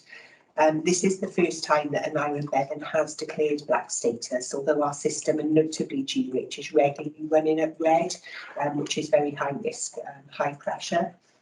There is a lot of detail within the report, but I'm mindful that the board has discussed our declaration of black, both in the Wing Committee previously, but also just last week with the Joint Committee of the Community Health Council and ourselves. So I was going to just concentrate on the lessons learned, if that's okay.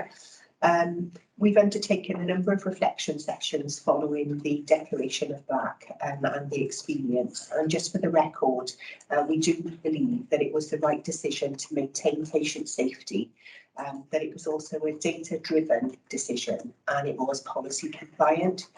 So the board is asked to receive this report for assurance in relation to the process and the decision making. And as a result of the experience, some of our reflective exercise, the number of actions that we've identified for improvement. And I'll just briefly go through those. That's a requirement to make earlier in the day decision making where we can, utilising all data available to predict, particularly through Lightfoot and the signal from noise data. Our assessment has shown, and our reflections have shown, that we were really experiencing what can only be described as a perfect storm from the evening prior to declaration of black. Additionally, having utilised our escalation policy, we recognise it requires review and updating. That's just not on just the fact that Welsh Government have published a revised national framework at the end of March, which coincided with our Black Declaration, but additionally our current protocol dictates that we declare major incident once we get into black status, and actually that policy and action would have been incorrect for the circumstances and the situation and predicament that we were in. And through discussion with the board secretary, so the director of corporate governance, we've recognised that we need a corporate business and continuity plan. We haven't got one currently, and that would have enabled more formalised decision making and correct policy utilisation.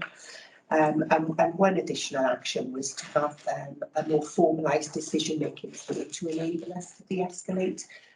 In essence, that is the factors and triggers that got us into black escalation, and using those in reverse, but having a formalised tool I think is helpful for such important and significant decisions. And all of those actions are being taken forward by exec colleagues, and we will have oversight through the executive team. Thank you, Chair. Thank you. Do you wish to add anything, Lynn? I don't think so at this stage, other than to just say I think you know, we have used the learning to I think better plan and deliver our urgent and emergency care system over the last few weeks, and we will use it to sort of plan ahead. So we have a bank holiday weekend coming up when we will use some of that learning. I think we're also very open to sharing this with other parts of NHS Wales who are also experiencing sort of very similar system crashes. Thanks. Thank you. Are there any queries or questions, Bill? Yes, thank you, Chair. A very interesting report, I thought, and particularly around the learning the lessons. We can only begin to think how difficult it must have been for the exec team at that particular time and everybody else working in the system. But I'm just reflecting on probably 18 months ago, we talked about at the Regional Partnership Board about a whole system escalation programme and a plan. And I just wondered how that worked really, or is it working, or is that something that we need to perhaps spend a bit more time through the Regional Partnership Board examining? Because it seems to me that whilst everything was done as should have been done at the appropriate time, I just wonder what was done in a whole system way in the run-up to having to declare the black position, really, because a lot of, or at least a factor in declaring black was actually that the whole system wasn't working, not just that there was an issue around the hospital site. Yes, absolutely. So just to confirm, Phil, that the revised escalation framework from Welsh Government is absolutely much more whole system and takes into account partners' roles. I think this, as identified, there's some work for us to do with partners to strengthen the local approach, and that work is ongoing. Our liaison with our partners as we were escalating was strong, and they did respond, and there has been feedback to us in relation to the actions that they took as well. But you importantly highlight there one of the key triggers, which was the volume. We doubled in the numbers of patients with a delayed transfer of care between the Monday and the Tuesday.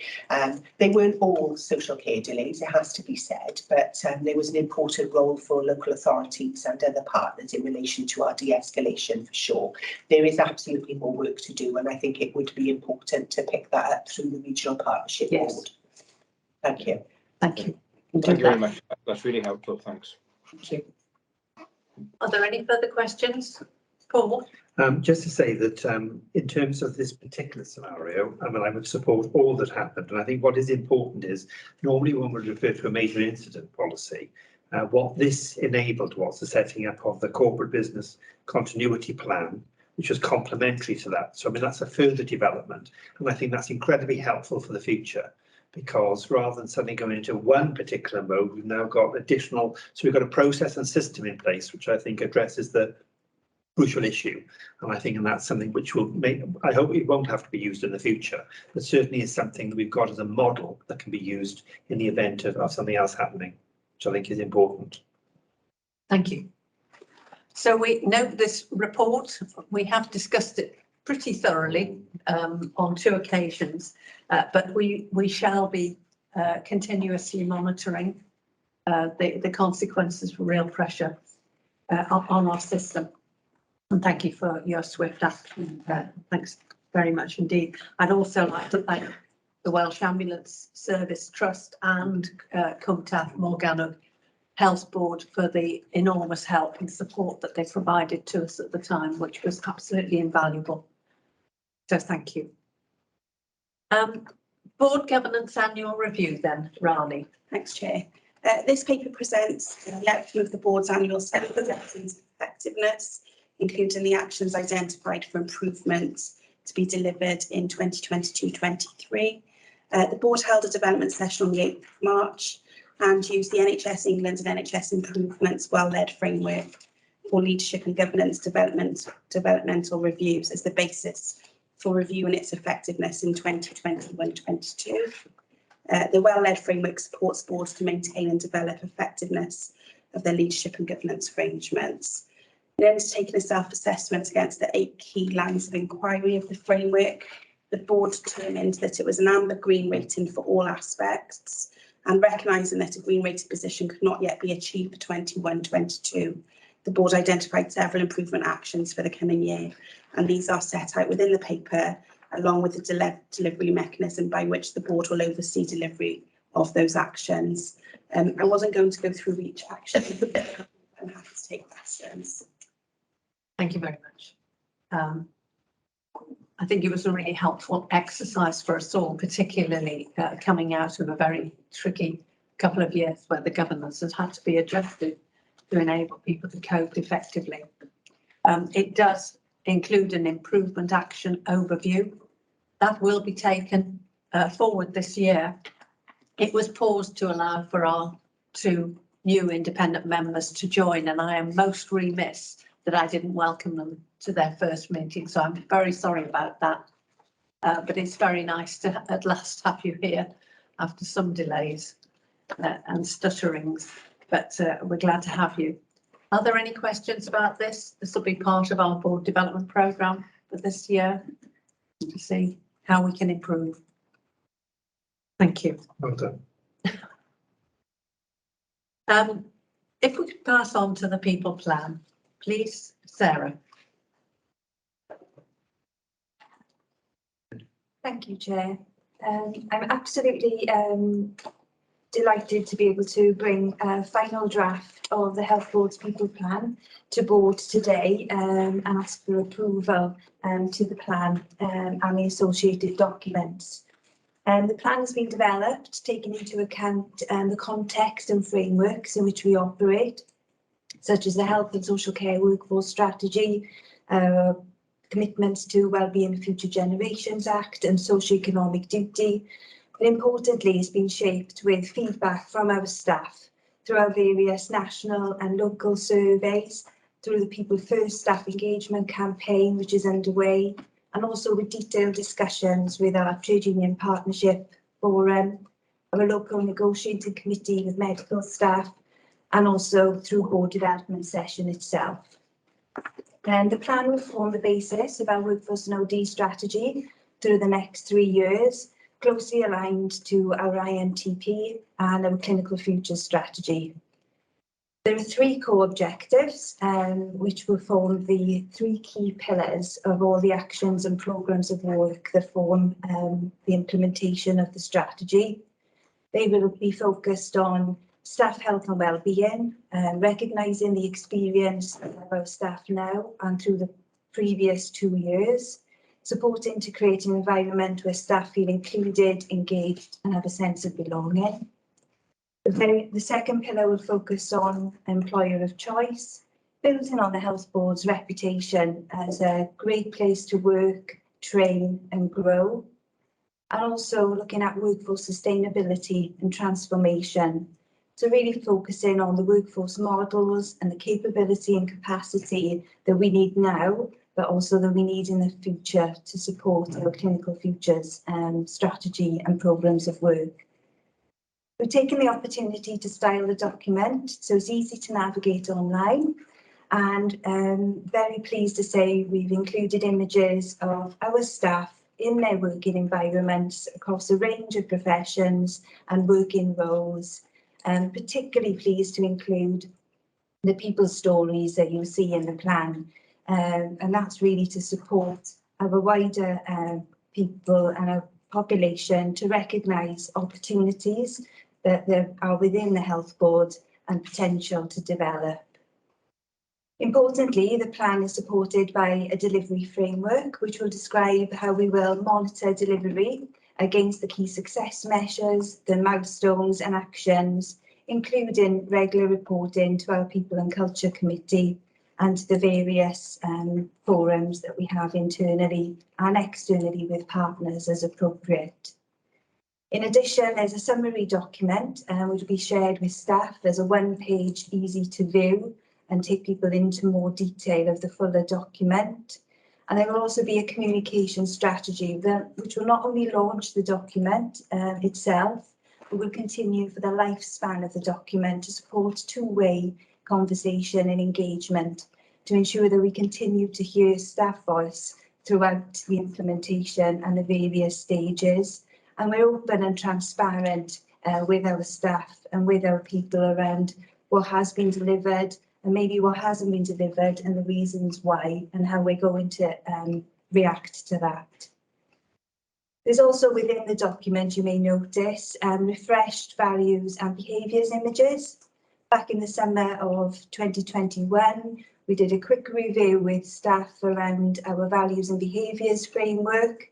And one very important piece of feedback that was responded to was around refreshing our images to make sure they were more inclusive and supported protected characteristics. And they've been included. And we do plan to do a fuller review with the values and behaviours framework as part of our ongoing programme of work. You'll also notice within the document that's been shared, there are 2 more images to be added finally before it's launched. And I'd like to thank everybody, including the board and everybody that we've spoken to across the organisation and externally as well, as we benchmark some of the detail within the people plan for their contributions. And a specific thank you to Dale Evans from our value-based healthcare team, who has been instrumental in helping us present the document as is shown to you today.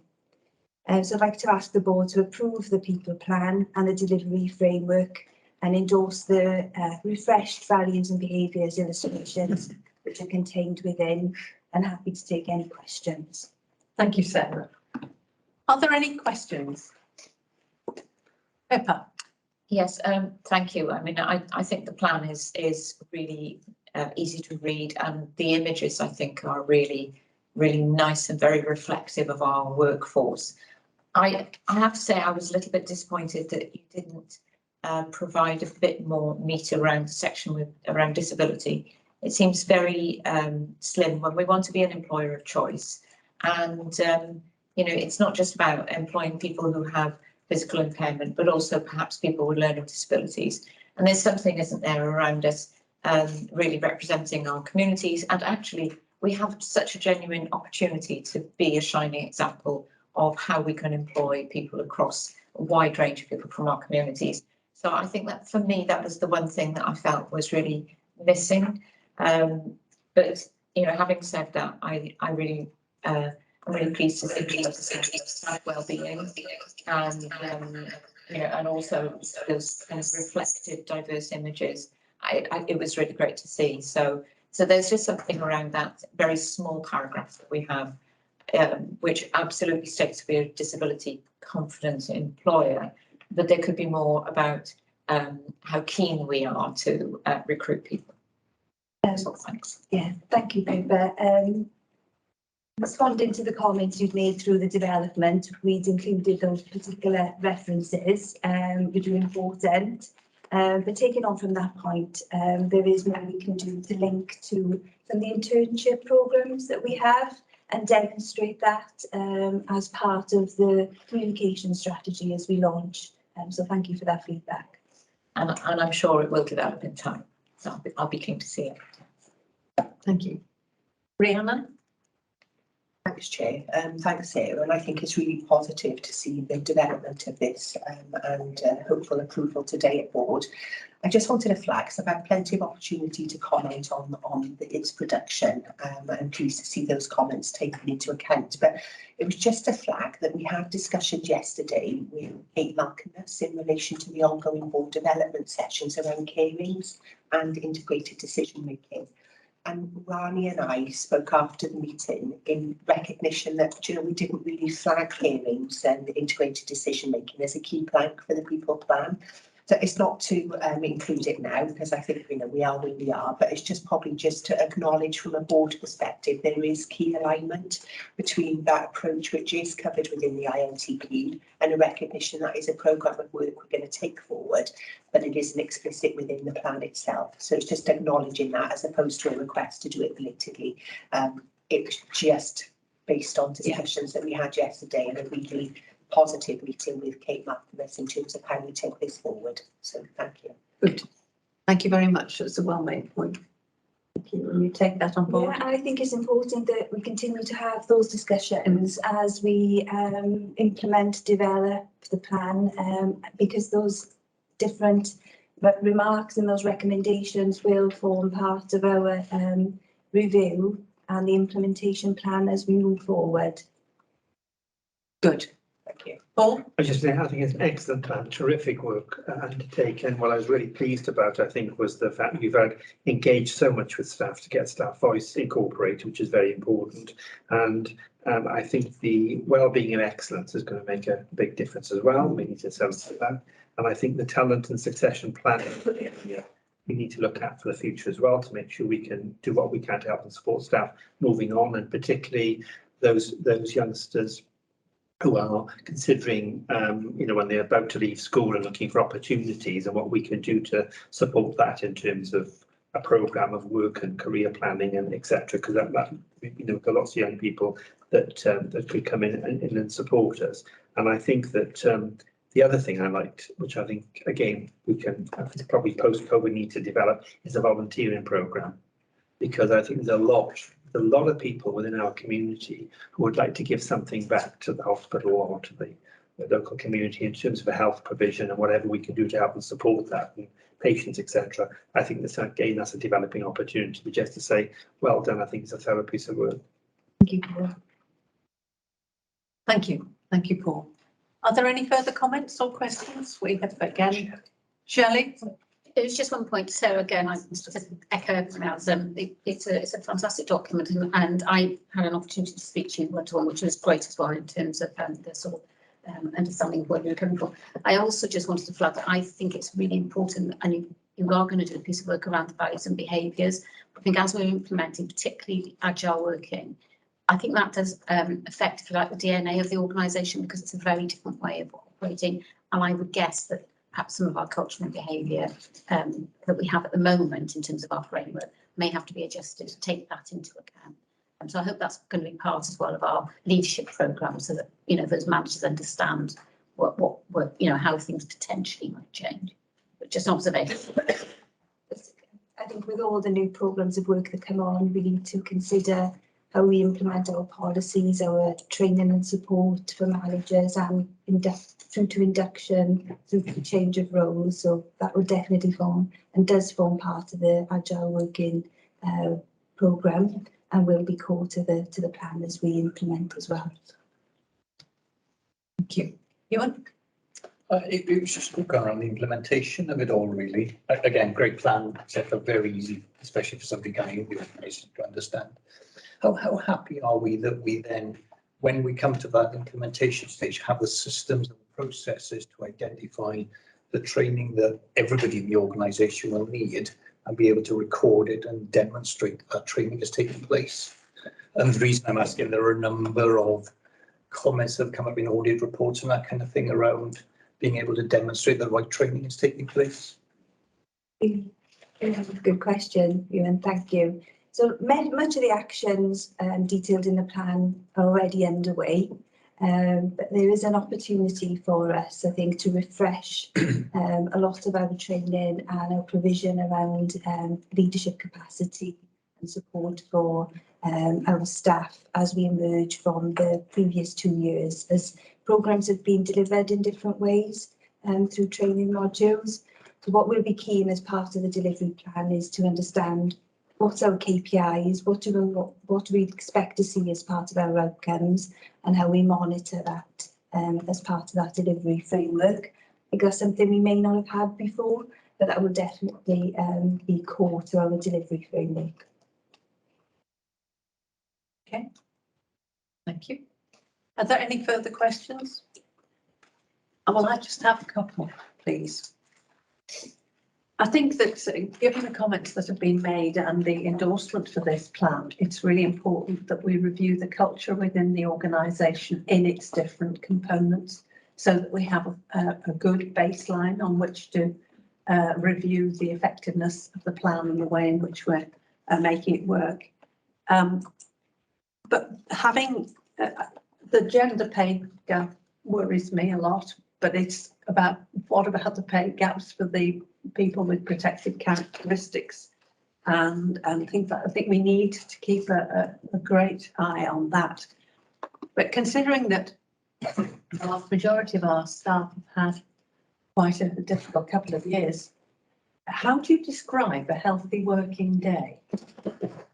That's a piece of work we're going to engage with the partners in Cardiff University on, because I don't think it's for us to describe a healthy working day, but we need to ask our staff to describe what a healthy working day is.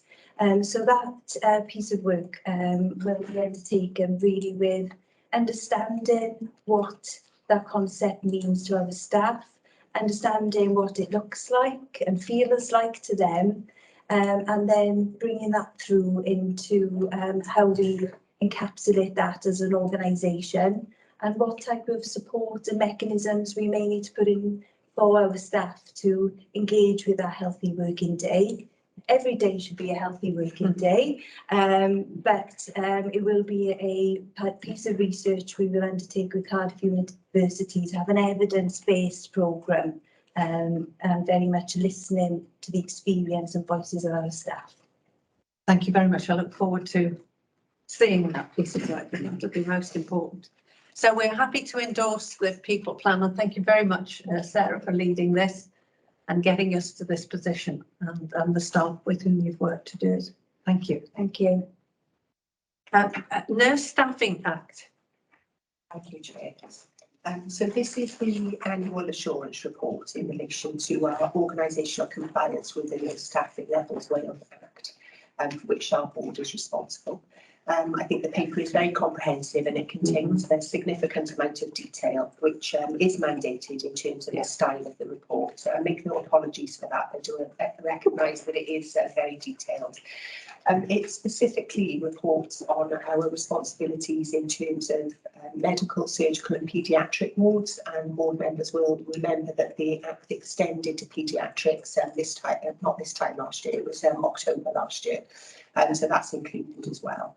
And then in terms of section 25B, which are the wards above, we've also got sections covered in relation to section 25A, 25C and E, all of which is explained in the paper. You don't have to go to the Act to review it, I promise.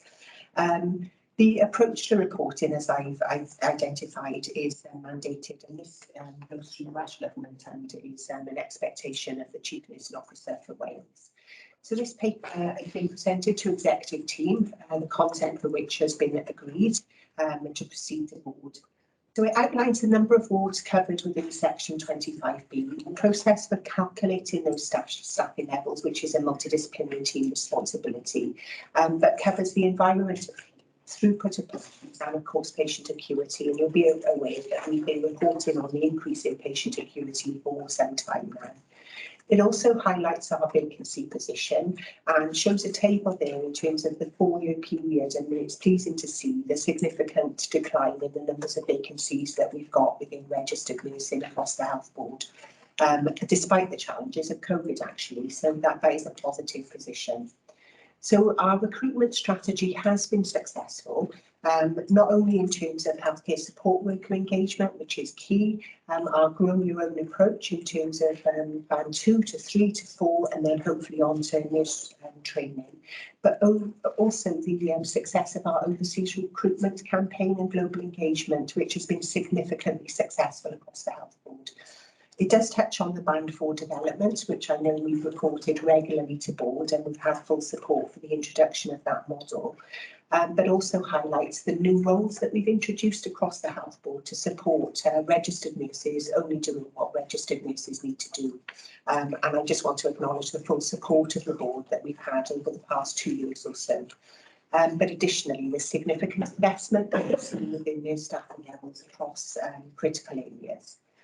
There's a number of metrics that have been captured as part of the Act. Again, they're mandated and they're outlined, but it is important to note perhaps just the increase in the number of complaints that we've received across the Health Board, which has been noted at the Patient Quality Safety Outcomes Committee, and the board are aware that this is particularly associated with relatives who've been unable to make contact with their family members and with staff on the wards whilst we've had continued restrictions with visiting.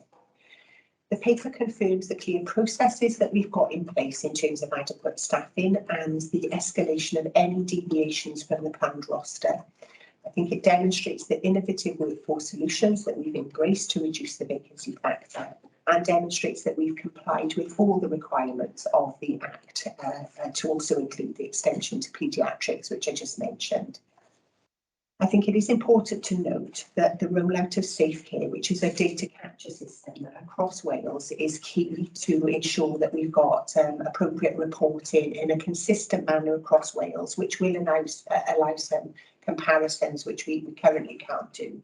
And we are commencing with that rollout in Neville Hospital. Additionally, we have secured 2 years of funding to appoint a nurse staffing programme lead. And when you see the amount of work that's required in terms of compliance with the Act and the continued rollout, that's key. And I'm pleased to confirm that we have appointed you to that post. I would like to just acknowledge the hard work of Linda Alexander, Deputy Director of Nursing, who leads on the Nurse Staffing Act. This is just one part of her portfolio. You can see the significant volume of work associated with this agenda. The board is asked to receive the report for assurance, noting the establishments for the 25B wards and the investment and impact, and additionally that we're compliant with the Act and continue to do so, but also importantly to approve the report for submission to Welsh Government. Thank you, Chair. Thank you, Rhiannon. Are there any questions, please? I think it's a very self-explanatory and extensive. And do we therefore wish to approve this for onward transmission to Welsh Government? Yeah. Thank you. Thank you. Can I move the agenda around slightly? Am I allowed to do that? Because George will be with us for the Trades Union Partnership Forum annual report at 12. Could we, in the meantime, take the 4.6, the Strategic Partnerships Update report, please? I don't know whether Sarah's on. I know she's. Oh, yes, she is. Yeah, thank you, Chair. So the paper provides the board with an overview of the current activity of the statutory regional partnerships that the Health Board is part of. If I describe the work of the Gwent Public Service Board, and then I'll invite Chris to describe the summary of the work of the Regional Partnership Board.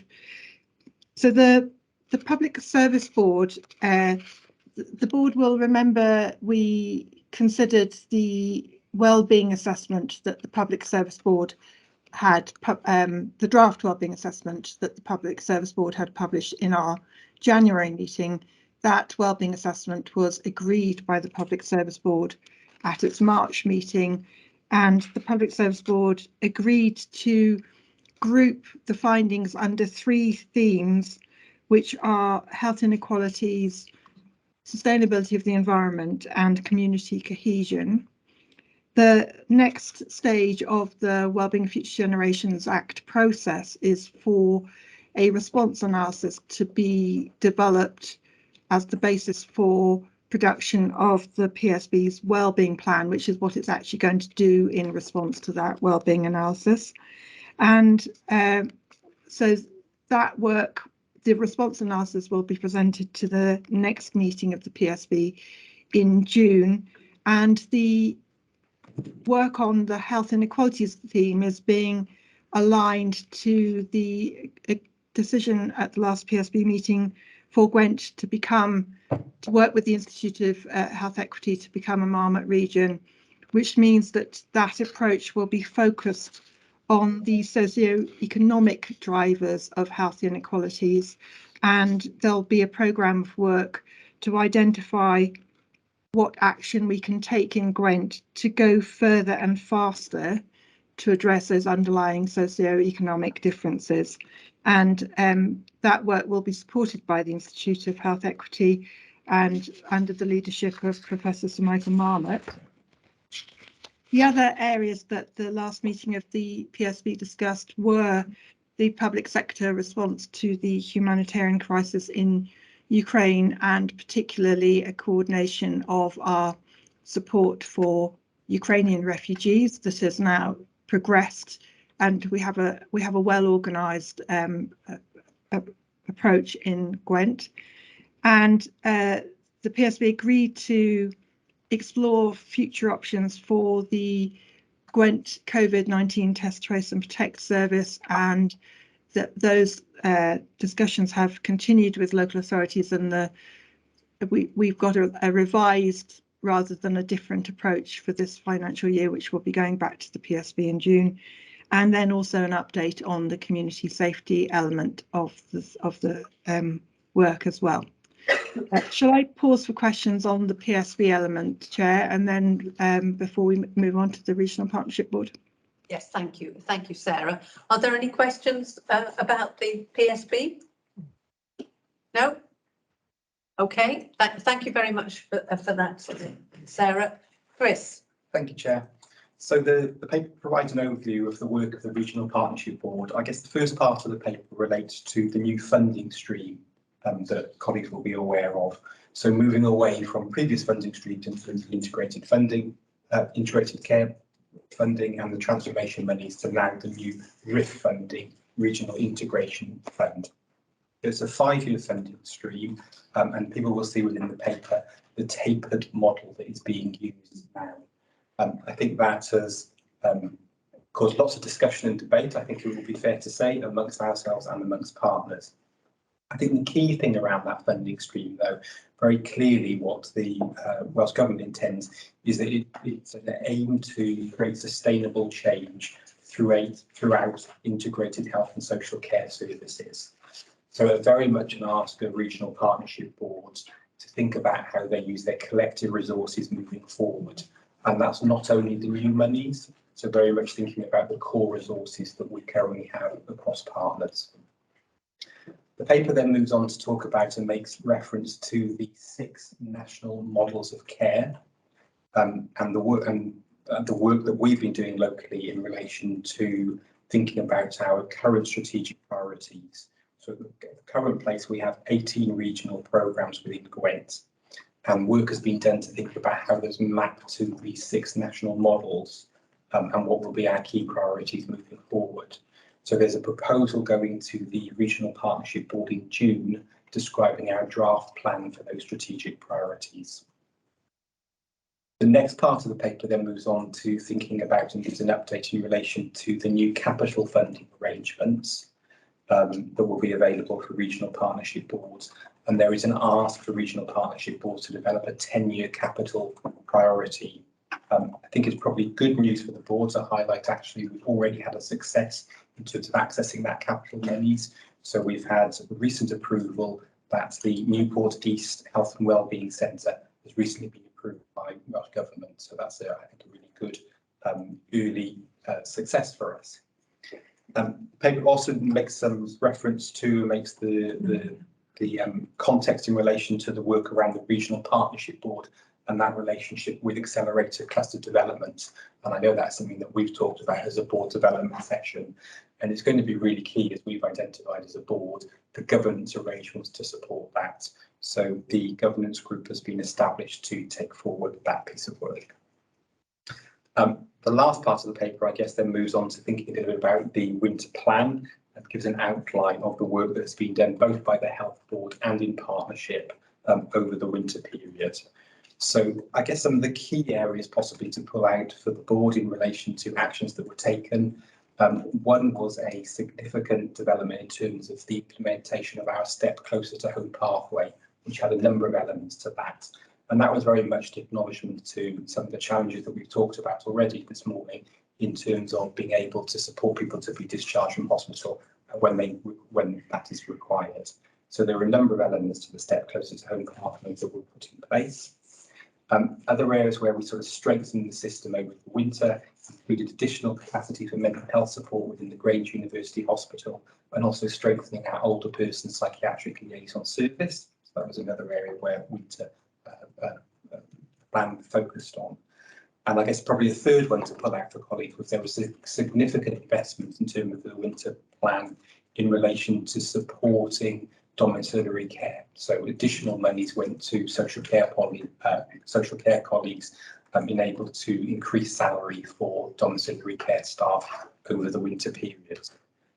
What was interesting in terms of the evaluation and looking at that data, what we found as if you look at the last 6 months, as we approached November, December, the numbers of packages of care from a local authority perspective that were either unallocated or people who required additional hours reached its peak around sort of end of November, December time. And then that did come down and has been sustainable. It hasn't continued to improve, but it's been sustainable over more recent months. So that's sort of a bit about the update in terms of the key elements of the winter plan. There's been clearly been some evaluation and learning around the winter plan, but actually a formal paper is going to the Regional Partnership Board in July regarding that evaluation. And I think that's probably it in relation to the RPB update, Chair. Thank you very much, Chris. Has anybody got any questions about this, Shelley? I'm having a bit of a problem today. Yeah, we're all having a bit of a problem. I just was going to pick up the point about the domiciliary care and the additional money that was provided via, I think it's Priority 4 into plan. And obviously that money went in. I'd just be interested because you still obviously got an awful lot of packages that were still not fulfilled. So increasing the salaries of those workers, the community workers, was that successful? I mean, I'd be interested to know how successful that was, because, you know, if it went as planned, then hopefully you would have had been able to fill more of those care packages. So, you know, in terms of did that work? Because if it didn't work to the extent we felt, we definitely can't do that next time. We need to think of something else. And now is the time, in fact, we should probably think about now is the time for the board to be thinking about that, I think. So I don't know if you know the answer to that, Chris. So Shelley, in relation to that, I think what it did, it stabilised the market. So we actually did have that peak in November, December when that was the highest number of unallocated packages of care. That did improve that has improved, although it still continues to be a very high number. My personal view is, and if you talk to social care colleagues, they will actually say, even with the additional salary and now the real living wage, that doesn't compare to many other opportunities and roles. And also that idea around that, you know, if you're a domiciliary care worker, your experience at work as well. Often you're working split shifts. Often you're not being paid to travel all around different parts of the county. So actually the experience of working as a domiciliary care worker is really challenging. So I think we've got to think about different ways of working. I've had some very early conversations with some colleagues in social care around could you potentially move towards a more place-based model for commissioning domiciliary care. And I know colleagues have been learning from services in North Wales around that. I also think we need to think about whether we need to enhance our in-house capacity. So I think we do need to think about different things. Okay, thank you, Chris. And we're also working as an RPB on the development of a more effective career structure, which should enable us to secure a proper or a more appropriate care package for individuals. and for their carers. So we've got to do that as well. It's a big, serious problem. Any further questions? Could I ask about the letter's an interesting one from Councillor Cochrane. And any update on the sort of on the national challenges that have been raised with the government? I'm not aware, Paul, that was a response. Maybe just check with Sarah. Sarah, I'm not aware that we've had anything. I'm not aware either, unless the chair has been had anything through the chair's route. No, I think the point, as Chris has already made, is that it's a very competitive work employer market out there, and there are better paid, more enjoyable jobs, and we do need to think very seriously in partnership as to how we provide jobs that are good work, fair work, provide progression, and it does actually link to the fair work element of the Marmot principles as well. I think, but we do need to think very differently to the way we've gone about this in the past. We need transformation, I think. Yes, absolutely. Could I ask what the issue is with care home providers? And it says raised insurance as an issue. What's the issue with care home providers and insurance? This is with costs increasing significantly and insurance brokers pulling away. What does that mean? Do we know? Paul, we can absolutely double check, but my assumption would be that would be around the insurance related to the COVID-19 pandemic. That aspect of the. Okay. Because that was it's a very significant factor in terms of the care home owners and their insurance and what they're covered for and not covered for in terms of COVID-19. Thank you very much. Thank you. Tej? Thank you, Chair.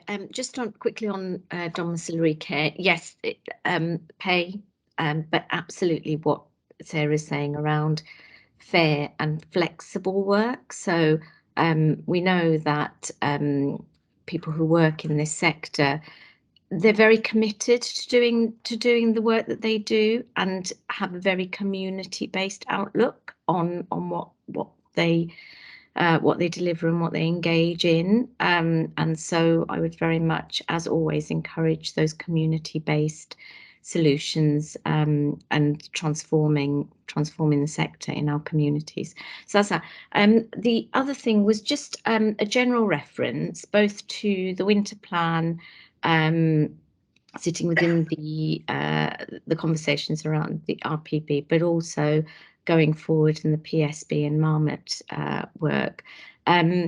We know, and I am stating the obvious here, but we know that the cost of living crisis is not, it's very unlikely to just be this year and next year. And we really need to integrate that thinking into, or thinking around the challenges of that into this year's winter plan. We know that people are going to struggle to heat their homes and everything else that that we hear about, and that will have fundamental impact on how healthy people are. So if we can integrate that thinking into our planning at an early stage, I think that would be very helpful. Thank you, Tej. Phil, and then Rhiannon.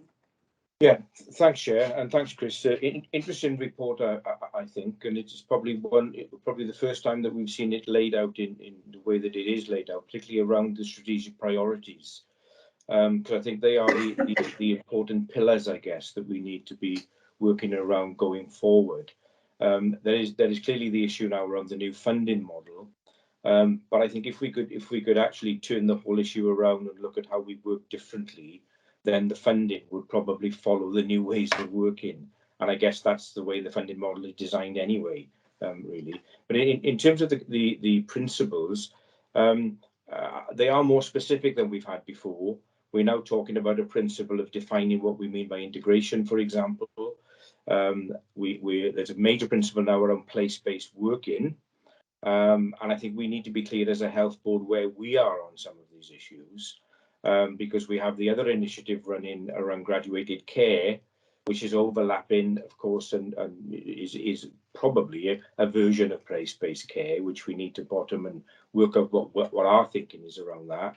We also have the improvements now and the development around the GP practices and all of that. We've had a session around that, but I just wonder what opportunity the Health Board may have prior to the report going to the Regional Partnership Board about what these new systems will look like.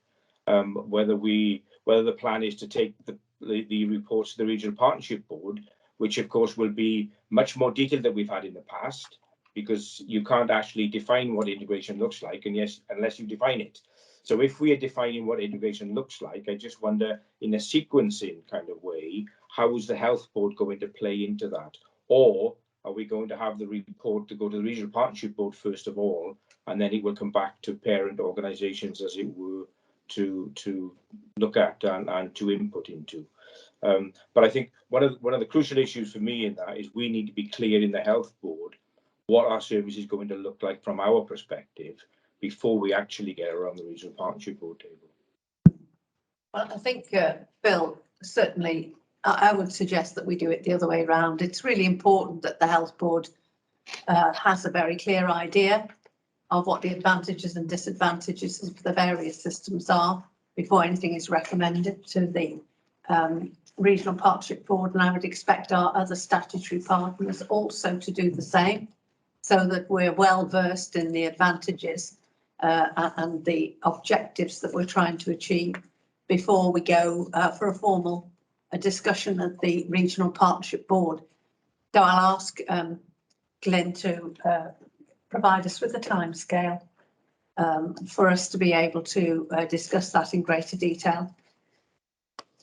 Okay. Right, thank you. Rhiannon and then Sarah.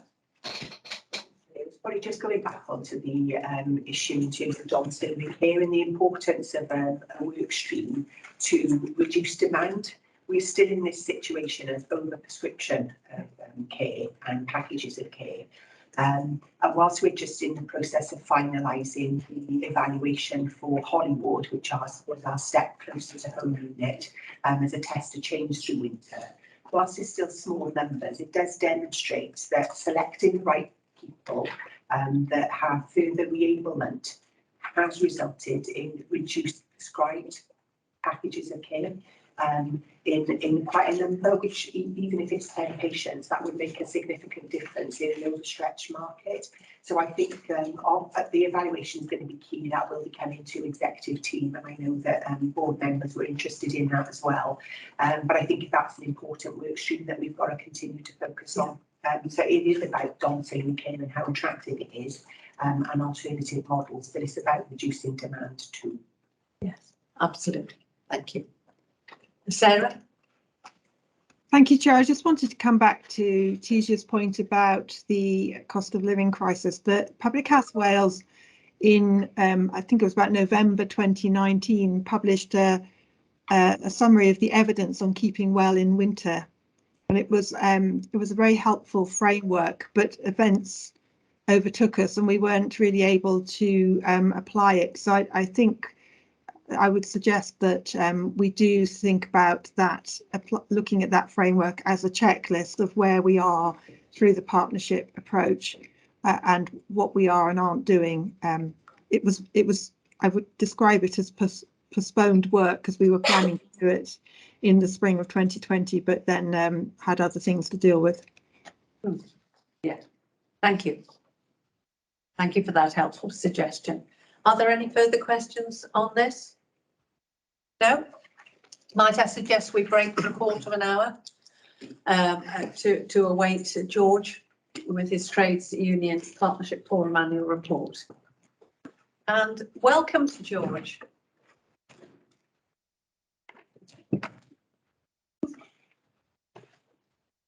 Who's the chair of our UPF, to present his annual report. Thank you ever so much for coming, George. It's very nice to see you after all this time. We haven't spoken, but we haven't seen each other, so it's very nice to have you here and to receive your report. So off you go.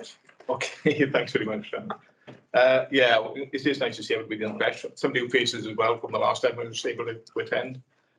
Firstly, can I thank you all. Also to give my thanks to people who have left or are in the process of leaving, and thank them for their support and involvement in a lot of things, but also for the newcomers, should we say, around the table on continuing that work, to be perfectly honest. I'll just, sorry. Carry on. All right, carry on. Oh, sorry. Yeah, I'll give a brief thing. Like I said, I don't come with a script. I give it from both my heart and my head, to be perfectly honest.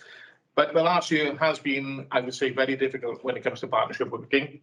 There was a lot of things going on, which is surprising, as I said to a colleague earlier on, is that I would have thought the first year during COVID would have been the most difficult. But certainly the second year was, because there was a lot of disengagement and late engagement. The prime one was the SDEC. I'm not going to make any secret of that. And I want to reiterate, whilst the unions didn't object to the principle of the SDEC, what we had serious concerns about was the knock-on effect to other staff on their movement and the conditions they were expected of working, which is totally unacceptable, to be honest. I will say, with the thanks of your new, or our new workforce director, along with people like Nicola, and indeed Leanne, to be fair, is that has certainly improved, and is, whilst it's still work in progress, it is much better for those staff, because I've certainly heard less complaints from members of staff, and so I believe my colleagues certainly haven't as much as we did in the early stages. So that is an improvement, and long may it continue, to be perfectly honest. But yeah, the last year was difficult. I will say the partnership working was hanging by a thread. In some areas, there are still some, I would say, rogue managers, should we say, that want to do their own thing and don't engage until the last minute, when whether the proverbial hits the fan or whatever, or whether it's just that they're running into difficulties. And again, I thank people around this table to make sure that that engagement happens as early as possible. I was asked a question before we met, what do I need? What I need is early engagement, and so do my trade union colleagues. Without that, you are doomed for failure, to be perfectly fair. And if you listen to one side of the argument or of the need, then and not take on board what the other service providers do within that need, it is doomed for failure. I'm quite happy to leave it at that and answer any questions if they ask.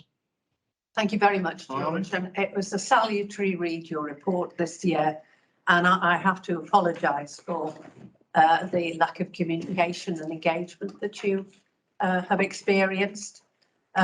We will not tolerate road managers doing their own thing, as you so nicely put it, and we all endorse the need for early engagement, because it is a partnership after all, and we can't do anything without you, and vice versa.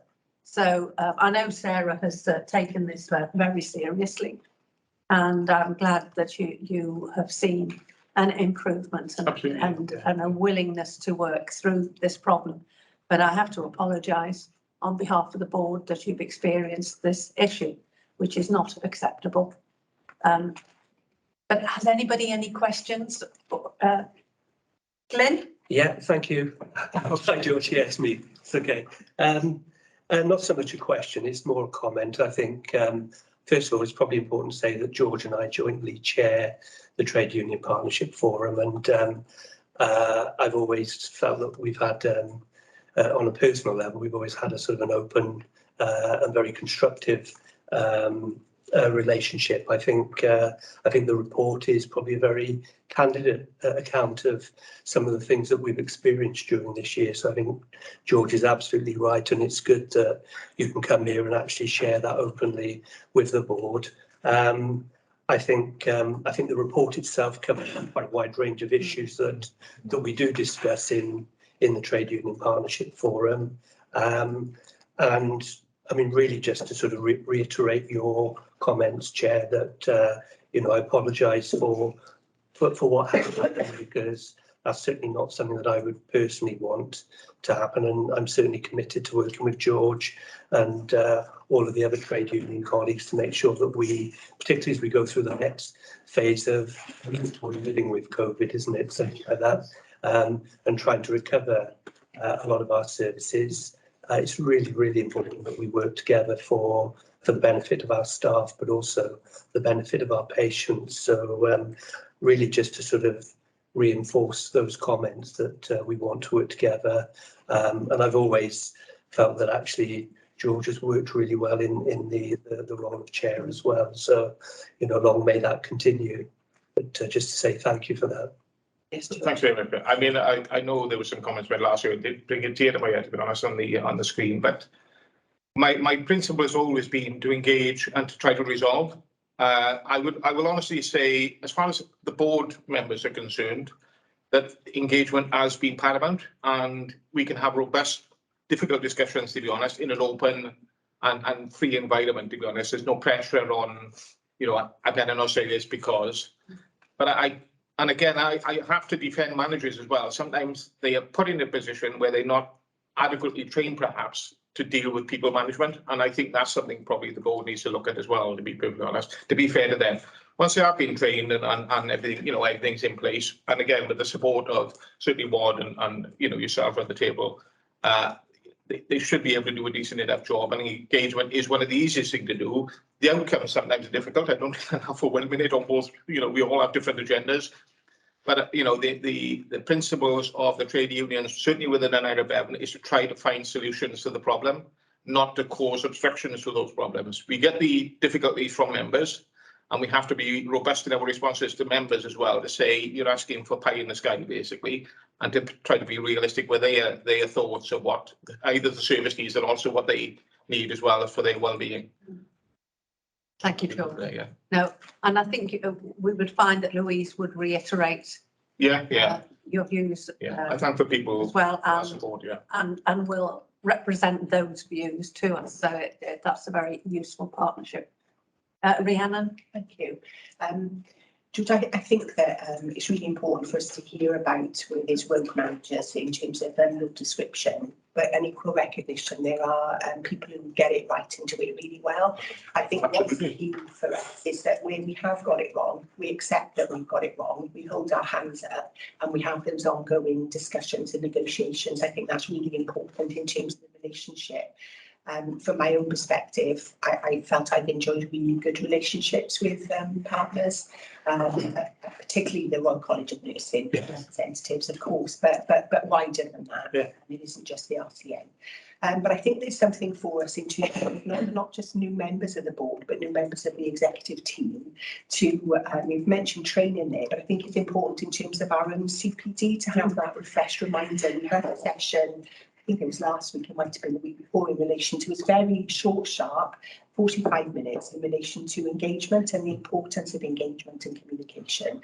And I think that extending that into the local partnership arena would be really key. So I think that would be important for us. But sometimes we do get it wrong, and I think it's important just to say that, acknowledging it, rub up, get it sorted, apologise and move on. And I'm hoping that based on what you've described, that we are being able to move on and ensure that we learn the lessons. But thank you. Yeah, no, thanks. I mean, in reply to that, I will say, sadly, sometimes when we do development sessions and what have you, the people who are attending are the converted. To be honest, they are the people that engage. So it's trying to encourage the people who are probably not engaging as best that they could to realise what goes on, to be honest, and realise that we're not the ogre that people think being you're a trade union rep, you're about to oppose me. No, we won't. If things are right and the staff are comfortable with it, what are we there to object for? Thanks, George. Sarah, Pippa, Tej, Paul and Nicola.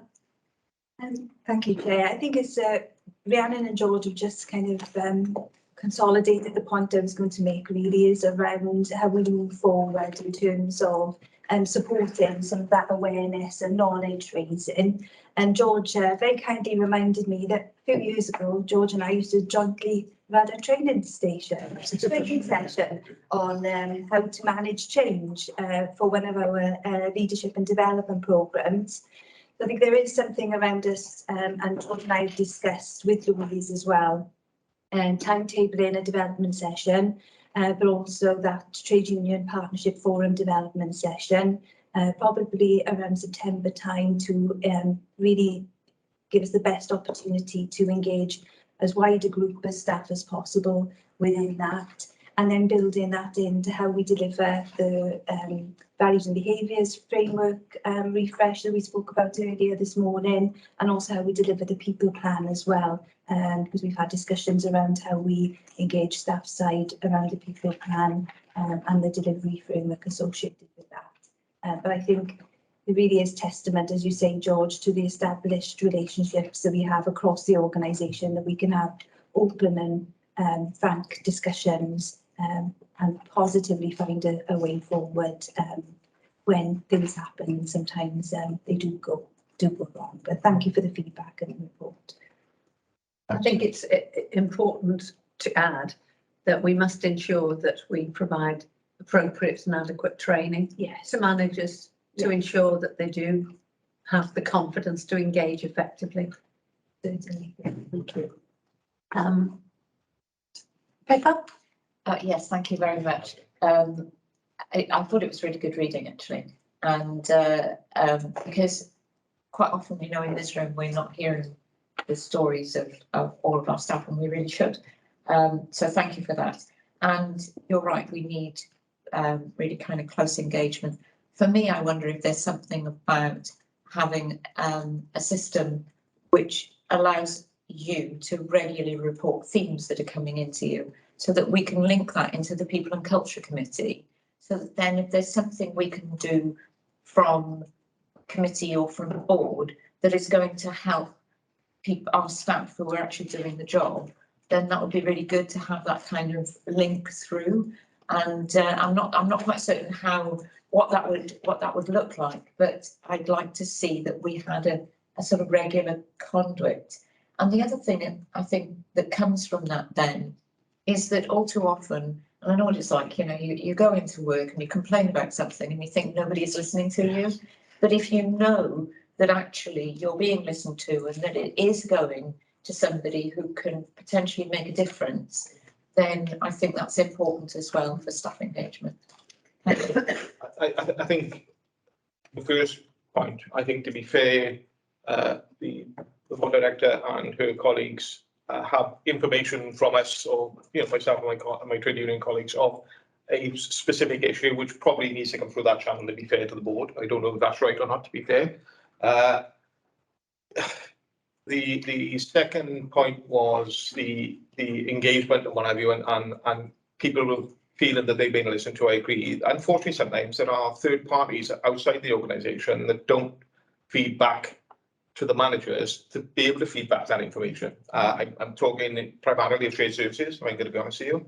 I think they sometimes cause probably because they shut down. I know comments have been made about that when a note is raised, that they'll give an answer which is not probably the answer to the question that's been asked, but then they will close down that request, and that's not helpful. So things like that need to be looked at, to be perfectly honest. I can't remember the other bits now. I think as far as the group, I think it comes through the walls, to be fair to yourselves. I mean, I'm quite happy to put my shirt and tie it back on in a year's time, and because as people know, that's not normal attire. But yeah, thanks. Thank you. Thank you, Tish. Thank you. I agree with the comments earlier, so I won't rehearse those. Just on top of agreeing around training and culture, we need to make sure that the systems that we have in place, and particularly where there are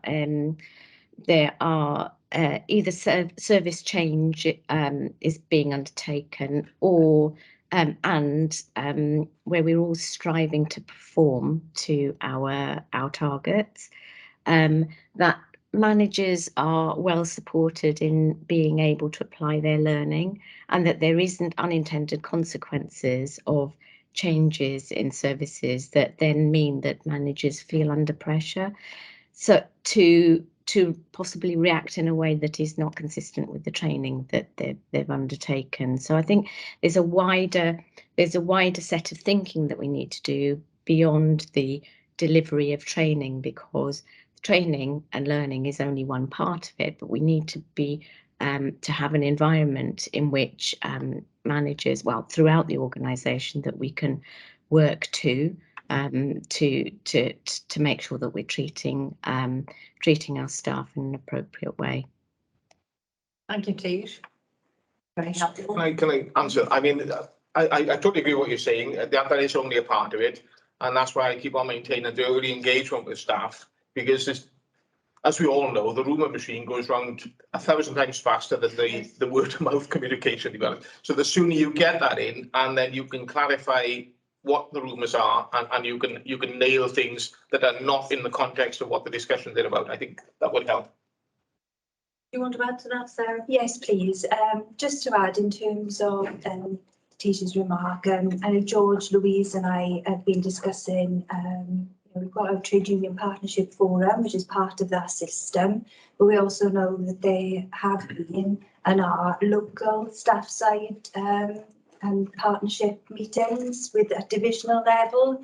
So we're just working through how many of those have been reinstated following the COVID process. What does that framework look like? How does that all link in together from a governance perspective, so that we can be more assured around those systems and those conversations that are happening, not only at the Trade Union Partnership Forum, but organisational wide across our system, to give us that assurance really. So it's something where we're just trying to pull all the pieces together and then understand how that works to support managers and staff across the health board. Thank you. Did you want to add? Yeah, just from my perspective, George, obviously the forum is a formal advisory group of the board, and I did mention to Louise it'd be helpful for us to reflect on the frequency of reporting into the board and the visibility of the forum in providing advice to the board on its strategic direction and key documents that come through for board approval. So perhaps we could pick that up at your next meeting with the chair, but I think there's opportunity for us to strengthen their presence. I mean, in answer to that, I mentioned, as Gweler mentioned before, and Sarah, with the TU forum, sometimes we see things that are going to be presented to board probably within the next couple of days, so that's helpful as well. Yeah. We're not excluded. That's the key things. Yeah. Yeah, I agree. I think it's helpful then for the voice to come through to the board in the context of that consideration, so we can pick that up. Okay, we'll do that. Paul and then Nicola. Yeah, part of our role as a board, of course, is that we've got a duty of care over the employees, which is obviously incredibly important. I think that what I picked up from the report, George, and from talking to you briefly before coffee or during coffee, was the training for managers, so assurance that is going to happen. That's going to be important. Yeah. I think the staff voice element, it may well be time for a refresh in terms of joining it all up. We get surveys, we've got the forum, and looking to see whether those messages are at central level and then in divisional level. It's whether they're replicated, and is a good joining up process. So I think what you said earlier, Sarah, is important to try and join all that up. The one area that I've picked up on looking at this, and this is something that it becomes important to me in other areas that I'm involved with, is the investigation process. Because what I've picked up from your report is there's an issue with investigations. Are they timely? And so what we want to, I would, sort of the point I suppose I'm making about investigations, it talks about whether there's dedicated investigation officers, and there may be some work with that. But what we want staff to know is they're prompt, they're professional, they're fair, reasonable, and they're proportionate. So that for me is something which I think we need to look at to make sure we can reduce the time. When I can think of some other work I'm involved with the member staff incident in October, nothing heard until May, effectively. But there's nothing to do with health, but it's another arena. It's totally unacceptable. Member staff was going through, mental health issues, had to go to the doctor, all sorts of things. So they were unintended consequences. Somebody mentioned that a bit earlier, I think. So I think anything we can do we know investigations have to happen, but let's try and see what we can do to reduce the time element, if that's at all possible. I don't know whether that's possible, Sarah, or your thoughts on that. Yeah. Thank you, Paul. I wholeheartedly agree around all the points you make, and especially the point around investigation timelines. And George will know this is a particular focus area of mine as well, because it is unnecessary time delays very often. And we did some work, I think, probably about 3 years ago in partnership where we significantly reduced the timelines and we significantly reduced the number of investigations which go through our full process, and increased the number that went through the fast track process, which is a more sympathetic and empathetic way of dealing with things, because things do go wrong and we need to address them when they do. So I'm very pleased to say that the person in the Workforce and OD team who led that piece of work, Ruth Medine, on external secondment, has returned to us and has picked that piece of work up immediately. Seeing immediate responses with, I think, 6 potential disciplinary investigations not progressing last week to the formal investigation process, quite proportionately and reasonably, as it should. And one of her remits will be to repick that piece of work up in partnership with the trade union colleagues, and also to understand how we can differently provide the investigating officer provision. When it's needed. Yes, when it's needed. Yeah, I agree. So yeah, very, very pleased to have Ruth back and see the immediate response that we've had, which has been welcomed. Yeah, thank you, ma'am. Good. Very encouraging. Thank you. Thanks. Sorry, can I just, Yes. picking up on that as I'm supporting what Sarah said, actually, that in a previous role, should we say, we were doing all that, and actually other things superseded, and certainly COVID didn't help, if I'm going to be honest with you. But yeah, it's a question of, we are in the process of doing it and to make it a robust but also fair, because irrespective of guilt or innocence, the pressure on any individual is unfair when it drags on and drags on. Yes, absolutely, absolutely. Nicola and then Sarah. Yeah, briefly, just to add to some conversation, and thanks, George, for your report. And I think the important thing is the lessons learned and how we take them forward. So one was just around staff communication, recognising it's slightly different to engagement. And I know Karen and I have had some conversations about being really clear about how we can build out comms. I don't think we can communicate enough with staff, and despite some fantastic comms we do, we're still not getting it reaching lots of staff. And I think Karen and I, in terms of being really clear about what the comms team can do to support the workforce communication, which often start within workforce, and that perhaps lack of clarity. So I think this, I think the new intranet is a great opportunity, but we know we need to go beyond that. So we're absolutely on that case, working with workforce and comms about how we can perhaps do things differently going forward.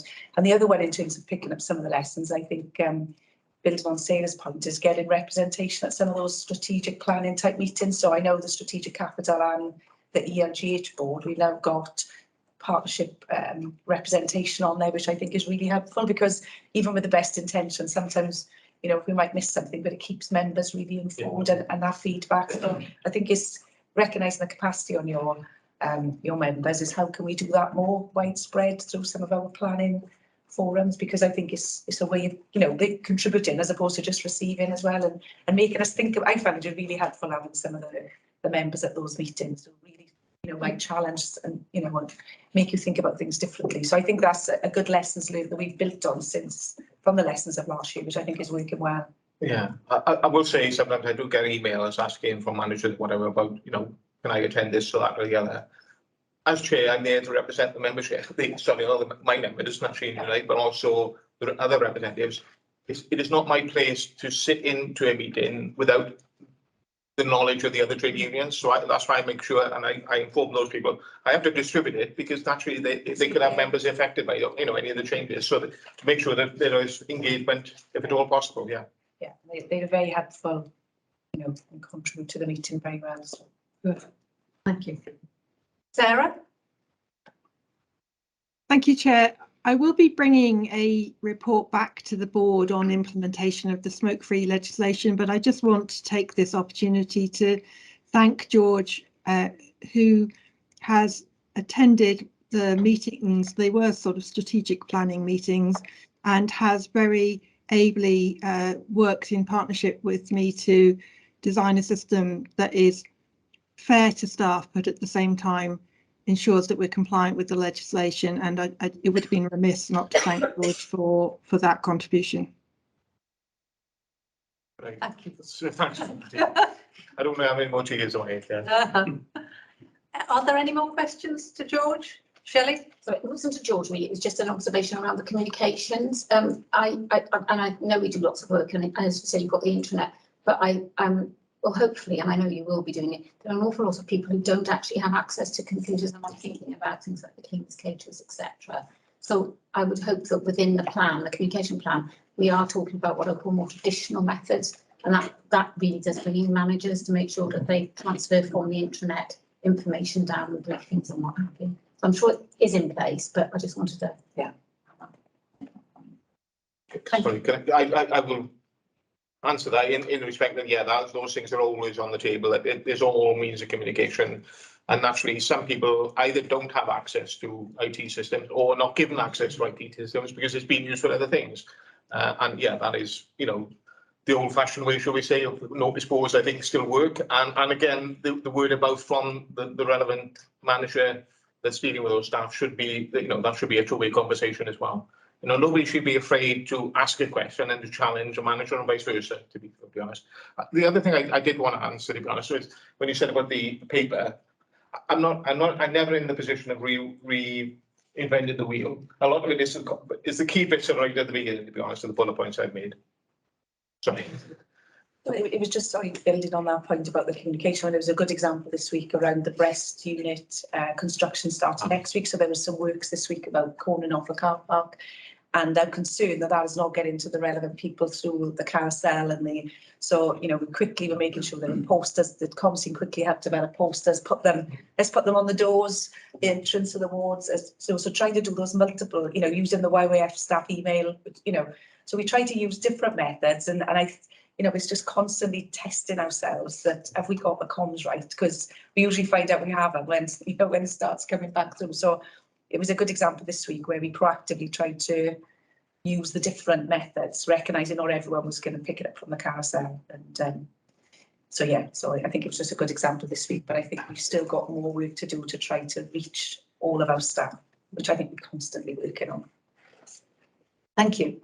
Are there any other questions for George? Any more comments, Glenn? No, I think that's fine for me, thank you. Just to thank George, thank you. Thank you very much, George. Okay, thanks. Thank you.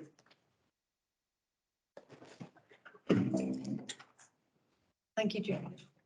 Could we move on to the joint committee activity, please, Glenn?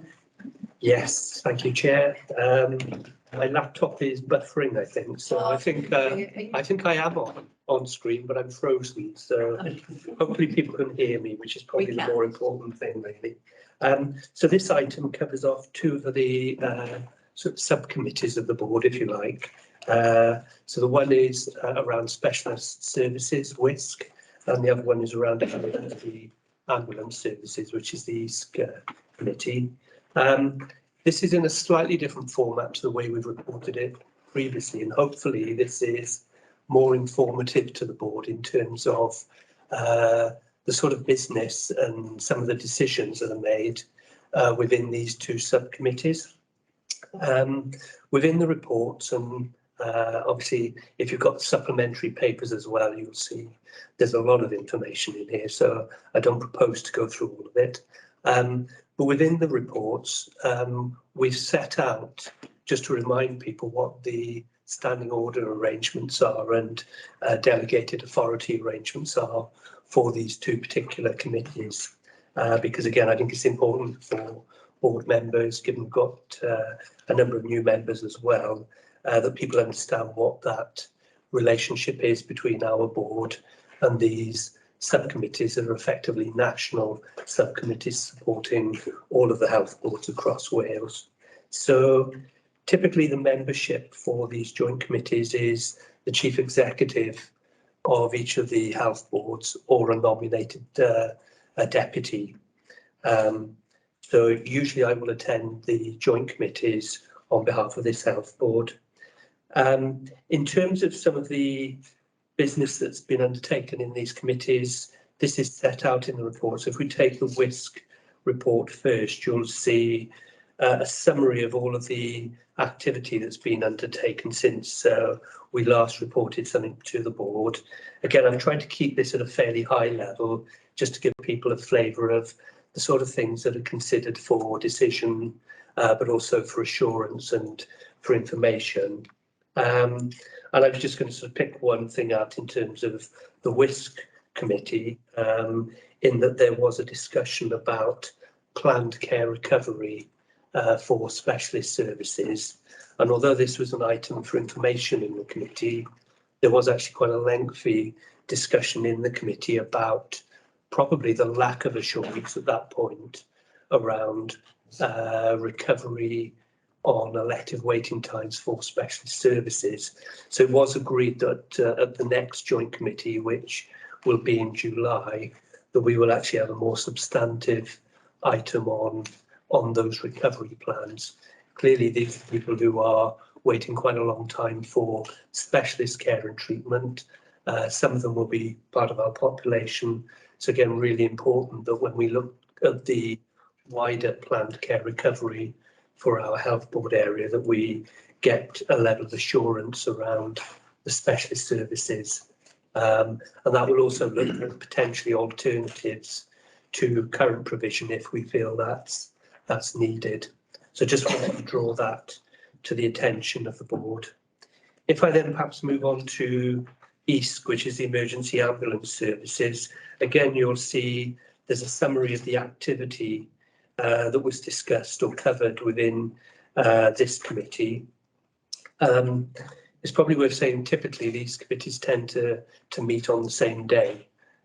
So in terms of timing, we would normally report these pretty much at the same time then. You won't be surprised that probably the focus of the EASC committee is around current emergency ambulance performance, issues around handover delays, delays in conveying people in the community to hospital. So again, in the last EASC committee, there was quite a lot of discussion about performance, what's contributing to it. And I know we've had some of that discussion earlier today about the impact of the health and social care system on pressure at emergency departments and the impact that then has on ambulances being delayed in releasing patients into emergency departments and other acute services. So there was quite a bit of discussion about this. There is work being undertaken with Welsh Government and health boards individually to look at how we improve the urgent and emergency care pathways in each of the health board areas, but also nationally. And again, I'll probably refer to it in the exec team report, that there is a national approach around what are called the 6 goals across urgent and emergency care. But this is becoming increasingly an issue as we see the health and social care system under pressure, not only here, but across Wales and also, I think, probably across most parts of the UK. So I think, again, it's just to draw to the attention of the board that this is a regular, but also a very substantive discussion and at the EASC committee when we meet. And those improvement actions will be reviewed through this committee. So again, I'm hoping that by strengthening the reporting between the EASC committee and our board members are able to have better sight of what it is and what we're looking to do about it. That's probably all I wanted to say, but I'm conscious there's a lot in the papers, so happy to take questions or possibly take some of them outside the board, depending on the level of detail. Great, thank you. Thanks, Jane. One of the things I probably just wanted to flag from a personal but professional perspective as a board member, particularly in relation to risk and the planned care recovery, is through executive team we've had updates, and they will be in terms of the performance report in terms of cancer services, for example. We're under significant pressure. We've got increasing demand, there's increased referrals, we've got staffing challenges, staffing deficits. And I just have a concern about the optimism versus the realism in terms of what can be achieved, what must be achieved, and how we will do that in the current circumstances and the continued operating environment that we're in. But additionally, the impact for staff and staff wellbeing. the last update that we had, which I think was the week before last in terms of cancer services, we could absolutely, it was palpable the impact that these increasing waiting lists were having on staff. And I think we're going to need to consider staff wellbeing in terms of managing planned care recovery, as well as the absolute focus on planned care recovery. We're all signed up to that, but the realism of what can be achieved, I just feel really concerned about it. So I just wanted to flag that. Well, I think it's important to note that at the last chair's meeting with the minister, we were very clear that we'd be absolutely honest about what we could and could not do, and the parameters within which we were working. So I think you'll find that certainly the chairs, speaking on behalf of their boards, are very well aware of the escalation numbers and the effects on staff and the individuals who are waiting. And we will make that perfectly clear in the development and delivery of any of the plans. Thank you, Chair. That is reassuring. Thank you. Sarah? And just to come in on Ree's point, there was a discussion with Welsh Government workforce, an OD director and workforce and OD directors across Wales at the end of last week around how we support that planned care recovery workforce and well-being, and the provision of well-being locally but nationally as well was at the forefront of that conversation. Good. Thank you. Any Paul? I just want to ask about the impact of the military, because in the report on the ambulance, it was quite interesting that they withdrew. So therefore, isn't that a perfect storm developing in terms of sort of their involvement? It's something they withdraw. Well, obviously there's a gap, and therefore, did they not think through, or did somebody not think through the implications of that? Because that was going to mean there was definitely going to be more of a problem. Just wondered. Do you want me to pick up on that? Yeah, I mean, it's something that we actually discussed in one of these committees, or probably more than one actually, was the planned withdrawal of the military support by the end of March, so the end of last financial year. So clearly, what we didn't necessarily know was the extent to which some of the emergency demand would continue, but there was actually a planned withdrawal based on the fact that there's been significant investment in emergency ambulance services over the last couple of years. It's been phased. That it came out of what was called a demand and capacity review of emergency ambulance services. Just trying to remember how many years ago now, but it was pre the pandemic, where all health boards made a significant investment in more ambulance crews, paramedics, and a change in some of the workforce as well. Part of that phased investment took place last year. Part of it took place towards the end of last year and going into this year. So as WAST were looking at military support being withdrawn, they were also expecting to see an increase in paramedic workforce as a result of that demand capacity review. Now, they won't necessarily completely complement each other, but it was a planned withdrawal in that respect. I think what we're seeing now is just a significant pressure on our health and social care system. So we're seeing increased demand in primary care, in urgent and emergency care. So the level of demand is higher than we would normally expect to see. And of course, we know there are problems in terms of flow through our hospitals and then discharging patients when they're medically fit to do so. So I think that's the bit that we really need to address now. In some respects, you could argue, do we increase the capacity of the ambulance service even more? But I think it's probably the wrong solution to the problem that we're trying to deal with. Could I just raise the issue of you mentioned about workforce, and that's unpicking that and looking at the role of the paramedic and other staff that they're able to help and support with regards to that, and whether you feel that there is a real attempt at a whole to ensure that the system works, and there's not, otherwise it becomes a blame game. Oh, well, the problem's yours because you didn't do this, or the problem's yours because you didn't do that. Just wondered what the what your thoughts are on that. So I think there's a definite intent for us to work as a whole system. I guess it's probably fair to say that there are parts of the system where we've been more successful in recruiting and changing the way we deliver services, and that's where you see the impact sometimes.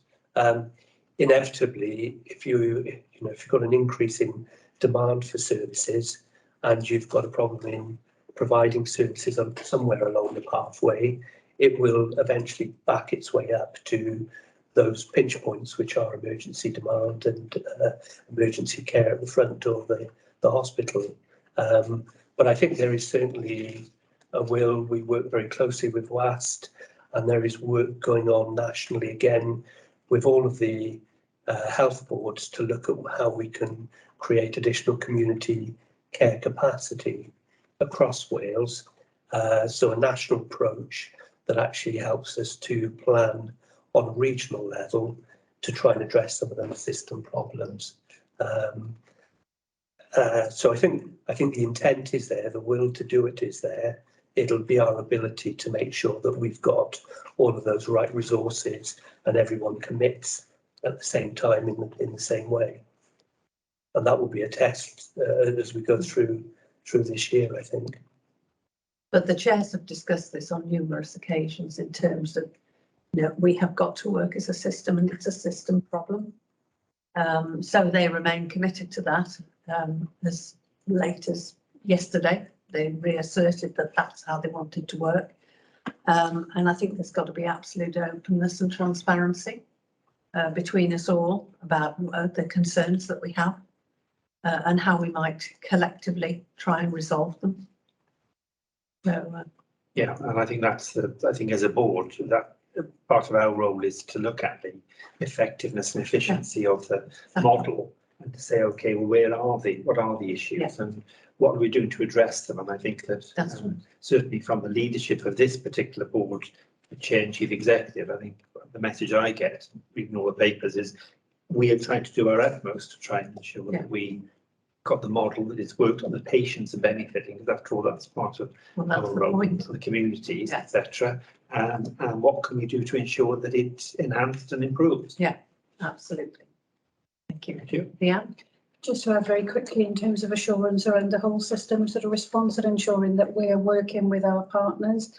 Ambulance are always represented in our system leadership response, our weekly meeting to review current pressures and to understand unintended consequences of changing from one part of the system to the other. There's a fortnightly meeting that's been put in with ESC and WAST as well, the Director of Ops, in terms of review performance on ambulance handovers. I think it's really important. Ria's outlined the risk in the system and ambulance handovers. We need to be changing, I think, the vocabulary around that to ambulance response times, but also set in the context of risk. Our ambulance conveyances only account for about 25% of our demand at the front door. So we're seeing an increase in number of walk-ins.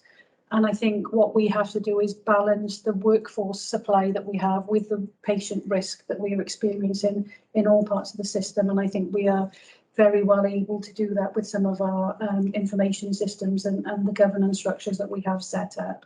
We do have a unique opportunity, I think, in Aneurin Bevan around the flow centre in particular, to allow ambulance to reach into sometimes what are quite complex pathways or different services to ensure patients get to the right place. So I think whilst it's work in progress and there's lots more work to do, I think we are set up well to deliver this with a will to work collaboratively to balance the risk across the whole system. So is the 111 phone call, for example, has that been addressed? Because there's a disconnect between the information that they had all Wales compared to, say, the message of the unique, but the delivery system we had within Aneurin Bevan. Has that been addressed now? That gets picked up via sort of SLR. We review the metrics. There is still more work to be done. Right. Capacity has been an issue with patients getting through to the phone line, abandonment rate and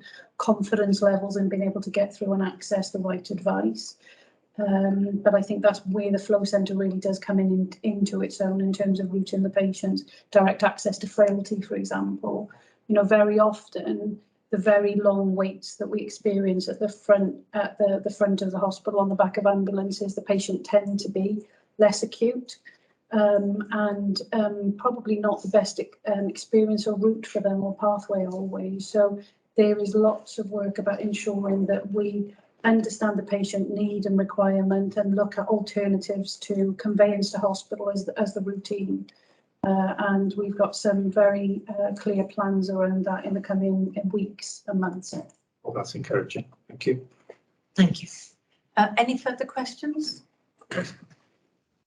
Well, I have a few, but I don't expect you to answer these today. I think that reading the WISC report, I think it's important that we see the draft mental health services specification, particularly in light of the issues that are raised within WISC about this. We also need to see the outcome of the first year's operation of the major trauma centre to assure ourselves that we are obtaining value for money and the right kind of access. I'd like to know to whom the National Care Collaborative Commissioning Unit is responsible and who directs their work. It'd be really helpful. And as for the escalation issues that are mentioned in the attached report, I think we need to have, as a board, possibly a small development session on this, you know, a real assurance about when do we intervene and say, no, enough's enough. For example, what's happening to the major burns that can't be coped with? And surely to goodness, we've sorted out the neonatal transport system now. So I think there are things that the board needs to understand, because this is our community, that this organisation is looking after the specialist services. And I just think we need to have a short discussion in a development session on our approach to the future and how we can best help them to achieve their objectives. If you don't mind, Glenn, please. Thank you. Any questions? No? Okay, thank you very much. Financial performance. So, Rob. Thanks, Anne. So the document included is a report of the Aneurin Bevan Health Board financial performance for April 22, which is month one of the new financial year 22-23. In terms of overview, the dashboard presents month one as a revenue overspend of 1.6 million, and that's in the context of our IMTP financial plan expected a 1.5 million pound overspend, so broadly aligned. Capital spend is in line with plan. Payment performance exceeds 95%, so is in line with target. And included in the report is the cash position at the end of the month is within agreed limits as well. In terms of key points, month one overspend, as I say, was expected, but the IMTP financial plan presumes a swing to an underspend position from July for the rest of the year. So the profile is challenging, dealing with deficits in quarter one and then actually delivering savings to net those off for the rest of the year to achieve financial balance at the end of the year. Income assumptions include anticipated COVID-19 funding. And it's important to note that that includes national programmes, and for month one there's an estimated anticipated income of 31 million for those, and local COVID responses in terms of our more local plans to keep patients and staff safe operating in a COVID compliant environment, and that estimate is 47 million pound. For noting, it was 36 million in our initial IMTP, but due to the continued pressures and the acute pressures we're seeing, we've flexed that up. For noting then is that the funding, even though Welsh Government have advised us we can anticipate it, it's still at risk. Welsh Government have not secured that funding, but on the back of the Director General's advice and letter, we've included that.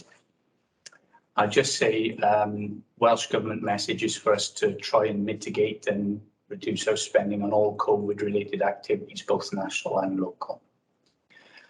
Spend levels for month 1 slightly reduced compared with month 12. And month 12 was a spike month due to the year-end processes and some of the finalisation costs and provisions we built in.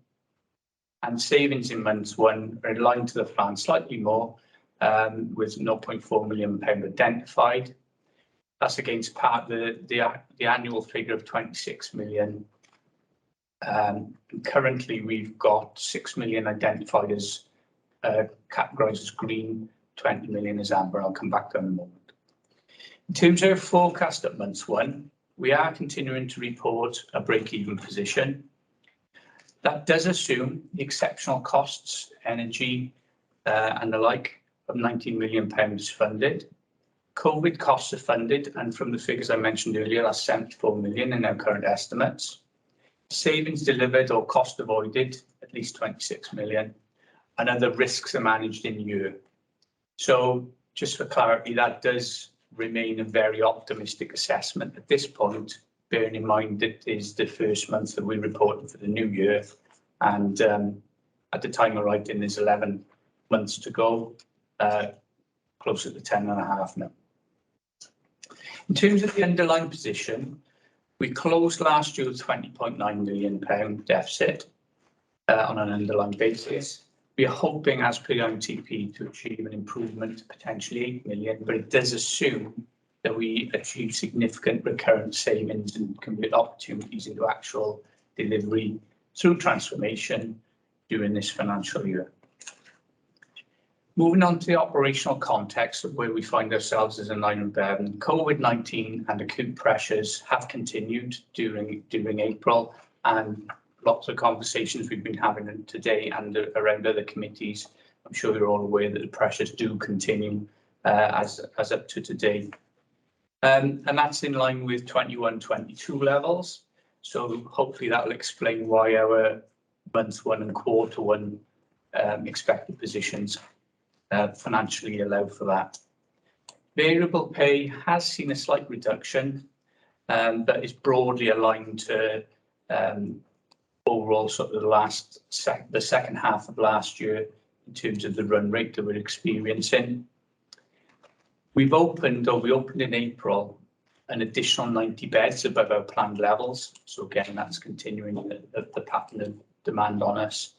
And elective services have continued to deliver where they are able to, not quite the planned levels, but again, in the context of where we're operating and the other pressures on the acute services we're experiencing, I think that's quite positive.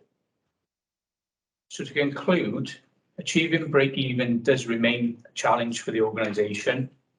Key risks for us are the COVID response, COVID funding, and service pressures that we're continuing to experience, and the uncertainty aligned to what that will emerge as we go throughout the year. The IMTP expresses the organisation ambition to break even, and we need to make progress now to deliver that ambition. Thanks. Thank you, John. That's a very clear explanation. Are there any questions? So what can we do to help in the situation of the last point, just to make sure there's plans in place, because we're now into May, so I'm just wondering, these things take time. What's your thoughts on that? What I reflect is a lot of our approach is to drive efficiency and cost avoidance through our transformation programmes, but at the same time we've got housekeeping steps that we can put in place, and they're probably the firmer savings that are emerging, like prescribing and some of the variable pay elements, and to a degree some of the non-recurring opportunities that we can take through things like CHC. Wide request from the board, I guess, in answer to your question, is to bear with us, as I would suggest, as an organisation, whilst we embed the plans and create some traction. My reflection would be we've got a finance performance committee in place now and in July, and I think come the end of quarter 1, as an organisation, we need to be very clear where we're going. That's probably the forum as well as the board and the updates we'll continue to provide to give clarity on where we looking like we're forecasting to be. and the degree of traction we've got. So support from board members. I think support for difficult propositions that may emerge. We may be getting into alternatives and prioritisation debates if it comes to it. Potentially, hopefully we won't get there, but potentially disinvestment decisions to consider. I think that's the point where we'd be certainly seeking help from yourselves as board members with some of the more difficult decisions, rather than I think for the executive, the operational things that we can progress and get traction on. I think that I mean, that's incredibly helpful. I think that to put on record, huge thanks, I think, to Rob and the team in terms of where we are, the current position, because I think, you know, I think with some organisations, we would be incredibly pleased to receive the sort of the financial sort of situation where we are with regards to the current sort of position. So I think also to Glyn as well, of obviously leading the team. But I think this is, you know, we are going to be in a very difficult time. We need to have those conversations. There's a committee to deal with it. That's great, because then they can spend time looking at it and you can be reassured on that basis. But I think as a board, what we want to do is to be able to do what we can to ensure we can get maximum support to the patients in the community so they get as best a service they possibly can. And I think just to you know, through the board, to be able to say that, you know, that we want to do what we can to help. And if it is difficult decisions to make, well, we may have to make them. Yes. But we need to have a focus and a process to be able to look at those situations. Thank you. I think we'd all endorse that, Paul. Shelley? Just to follow up on that, actually, I was going to ask about where, I know we've got the finance committee, but whether or not internally there was some sort of board which brought all these together. So not just the transformation programmes and the efficiencies that are coming out of those, which might not be cash releasing, but the efficiencies in terms of workforce.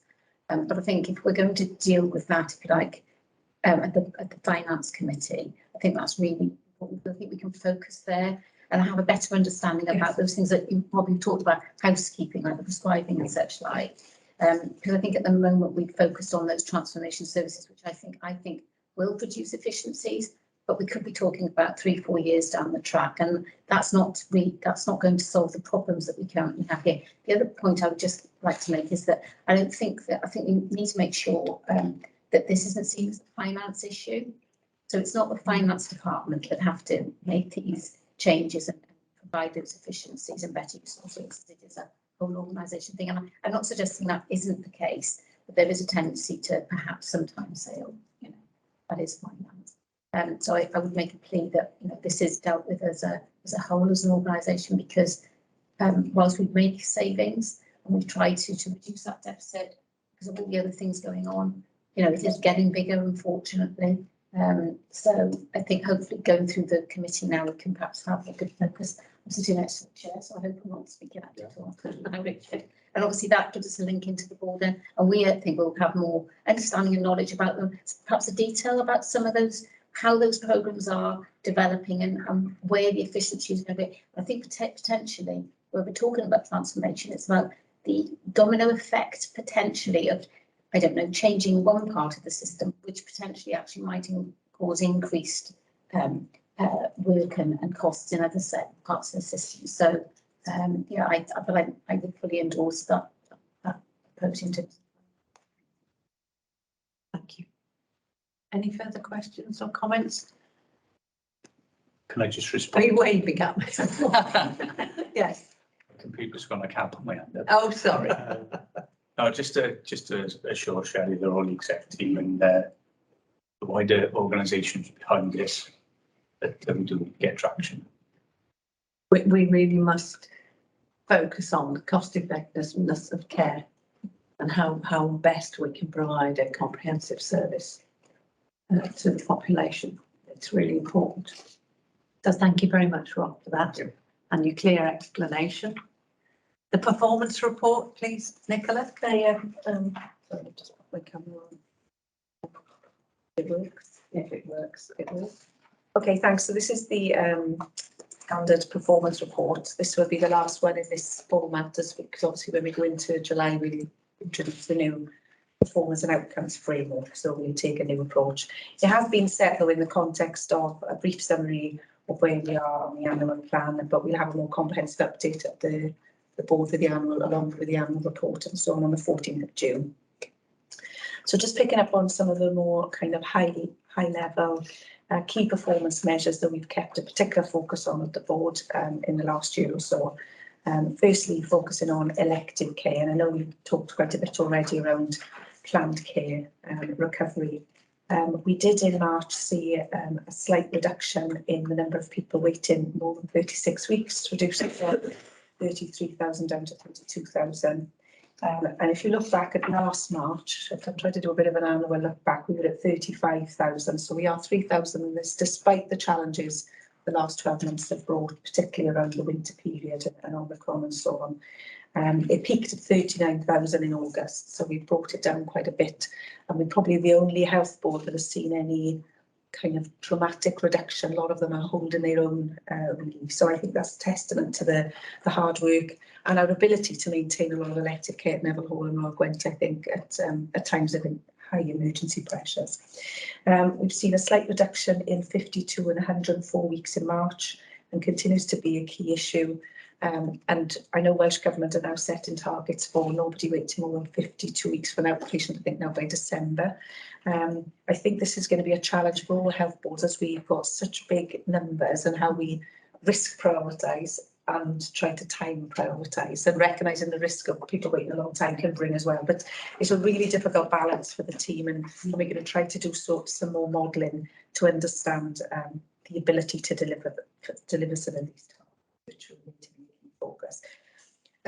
So that's where we kind of are at the elective care. In terms of diagnostics, we are making progress, particularly cardiology. You can see the improvements in the number of people waiting over 8 weeks has reduced quite a lot as a result of our insourcing solution. And endoscopy, despite our insourcing solution, is still under quite a lot of pressure as that beds down, and the increased demand we're seeing on that service, and particularly linked to some of the cancer demand around lower GI as well, which I'll come on to under cancer. But again, we are, compared relatively to other health boards, we generally are in either best or second in terms of the numbers we have waiting, and our continued focus to improve further. In terms of urgent care, we've talked quite a lot today about urgent care. Don't need to set the context, I don't think. We did see high demand in March. If you look at attendances, there was 15,900 across the system in March compared to 13,000 in January and February. So significant demand that we faced in March.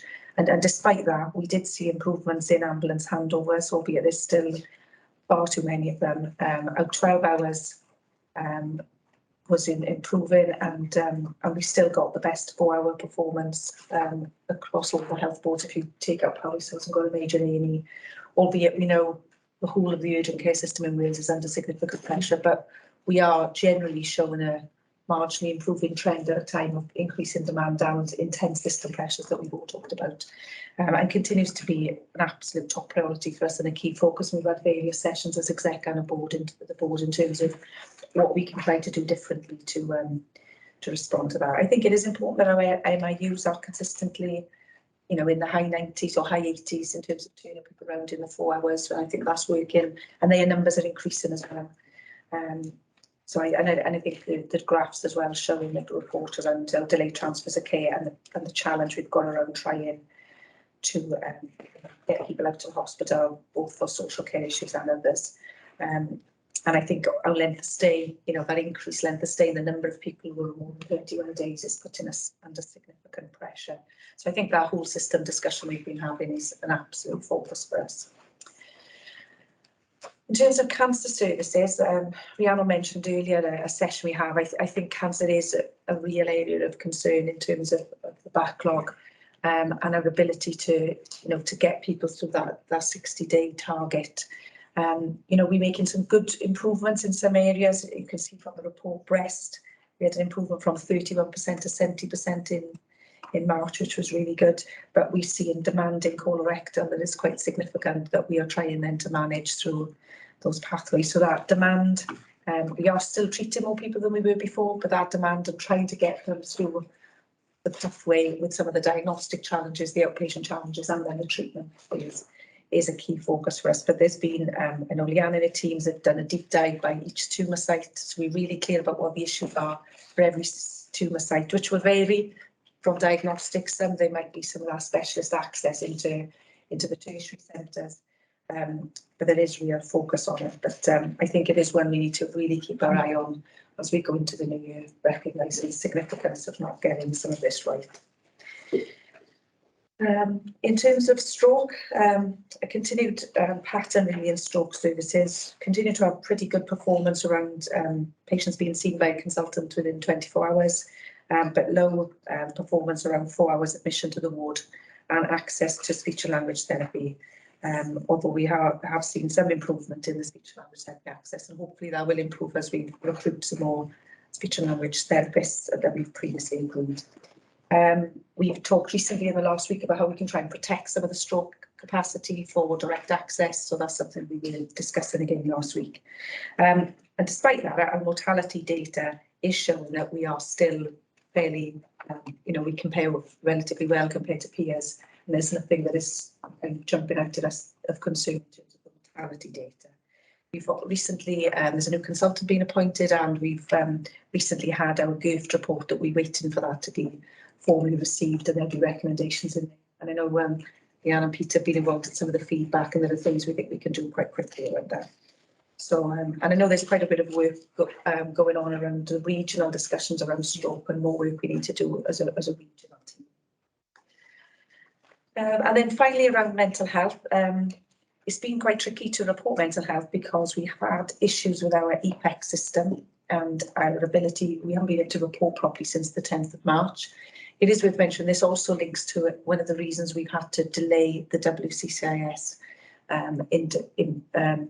implementation, because the EPEC system we know is old, and one of the reasons why we're trying to fast track mental health onto WCCIS.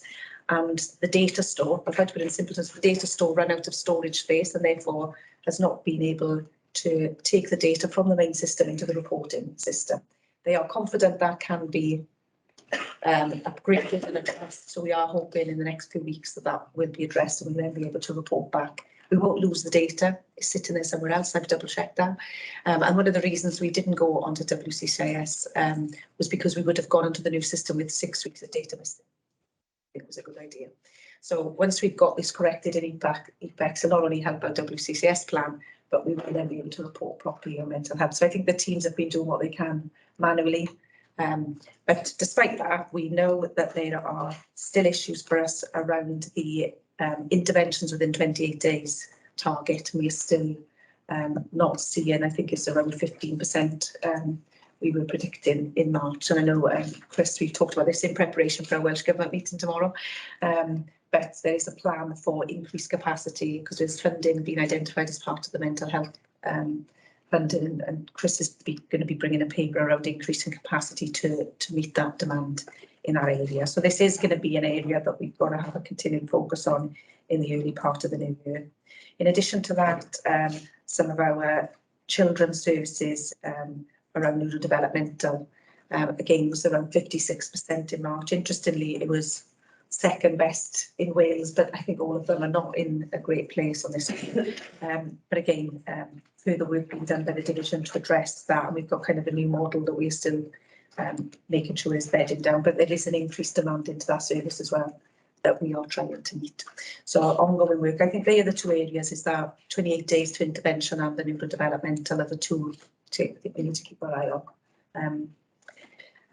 The psychological therapy generally is not looking too bad and is improving. So they were the main headlines I wanted to pull out of those particular reports. Welsh Government, obviously, they've got their new outcome measures that they reported on as we go into the new year, and they've introduced a couple of new ones, so triage in ED and time to see a clinician. So we are kind of validating our data on that as well now. So they will feed into our kind of new approach to performance in the quarter one. So hopefully that's helpful, but I think captures a lot of what we've discussed earlier in the meeting. Thank you, Nicola. That was very clear. Are there any questions or comments? Peter? Thank you, Chair. Thank you, Nicola. Just to add, in terms of stroke, you'll see in the report there's reference there to our performance in relation to timely access to therapy in the hyperacute stroke area, and some of the challenges we've had protecting the therapy assessment space. I'm pleased to say that we've taken action in the last few weeks to protect that space, which can only help us really achieve some of that performance. There's a lot more to do in relation to therapies. Nicola referred to the investment we've made recently as well in speech and language therapies, but we have to think about the broader therapies as well. Our ability to deliver 7-day therapy services will be key to achieving that performance. And our way forward is to construct a recovery plan for stroke, and that will fall out of the external review that we commissioned that Nicola referred to, which is working with the external organisation and getting it right first time. And we've had the review visit, and we eagerly await now the recommendations from that visit, and we will be responding to that with a management response and action plan to set out our areas for improvement. So I'm feeling optimistic, but there is a lot of work to do. Thank you, Peter. Paul? Can I ask about the impact of the EPEX system? What does EPEX actually do? What's the impact of that? Because I'm just interested in that. Yeah, apologies, Paul. So EPEX is the mental health clinical system that is currently used, which is kind of out of life really, and we've got the goodwill of the suppliers that are continuing to support it. So one of the reasons we picked mental health as the first service to go onto the WCCIS system, the new system, is because we've got risks around the existing system. So we were ready to go live with the WCCIS system, but because of this failure in the data storage and the ability to report, which again is a symptom of the system being old and needing to be repaired, we've had to delay it. But it is because it's our old mental health clinical system that we are trying to get off onto a new system. Because one of the issues that has been raised in reports, I think some of the inspectorate reports, has been around the accuracy of records. Does that impact on that? Because obviously people involved with the sort of mental health, particularly the accuracy of records is paramount in terms of medication and other aspects of mental health and well-being. And I just wanted to be reassured that that particular technical issue isn't likely to have an impact on a patient. Because I'm just trying to understand this in order to take it forward. So it's almost like if you think of a big storage, which is where all the patient data is that the clinicians use on a day-to-day basis, that's fine. It then takes an extract of that information into a separate reporting system, which then gives us all our performance reporting data. Right. It's the performance reporting machine, if you like, that is filled up and has got no more room to take the data from the core system. So the clinicians are still using the core system on a daily basis, and the information is all there for the patient. Okay. But it's not being able to be transported into the bit that then gives us the performance data than we're reporting. There's no risk associated with any patient records, for example? Not with this particular issue at this point. Okay, thank you. But we think there is a risk because other parts of the system could fail, which is why we're trying to get off it as soon as possible onto a new system, because the system is fragile and we need to make sure that the company can fix it if things are wrong. So I think that it's fair to say the service are keen, because it's doing its job right now, but we know it's a risk because it is old and is being supported through the goodwill of the company for another year. And one of the issues that seems to come up in the media on a daily basis is the impact of COVID on mental health in young people. Yeah. I just wondered how reassured what reassurance you can give to the board about the support being able to be offered to young people in schools and everything else about the time that they were away and the mental health effect of that on the children and young people. Chris? So I think broadly, Paul, one of the things that we've actually had is some dedicated funding from Welsh Government. So it's called Mental Health Service Improvement Monies. And part of that money is to enhance and provide additional support for children and young people with mental health difficulties, and some of that is for adults. So actually we've got a paper coming to the executive team tomorrow from both child and family colleagues and from adult colleagues, proposing how we would wish to spend that additional resource. Is that a one-off payment? No, so actually no, it's recurrent. So actually we have had that mental health service improvement additional monies for, gosh, probably far as I'm aware, at least sort of 4 or 5 years, possibly even before that. So I think that's about £4 million additional money to invest in mental health. Good. Thank you very much. Rhiannon. That's also related to, we talked about the staffing pattern in terms of waiting lists and delays. But I just wanted to flag that we need to be cognizant of the impact of those delays on patients as well. And I think going forward, notwithstanding the change in approach to looking more outcomes, we need to be assured as a board of the psychological support that's been given to people, how we're effectively communicating with patients, and the support we're giving people that are experiencing significant delays in treatment, access, treatment, support, intervention. And so it's just something to flag as important going forward. Great. Any further questions? I think Sarah will just come in. Sarah? Thank you, Chair. The funding for the Welsh Health Network of Healthy Schools, the direction is that should be supporting a whole school approach to mental wellbeing.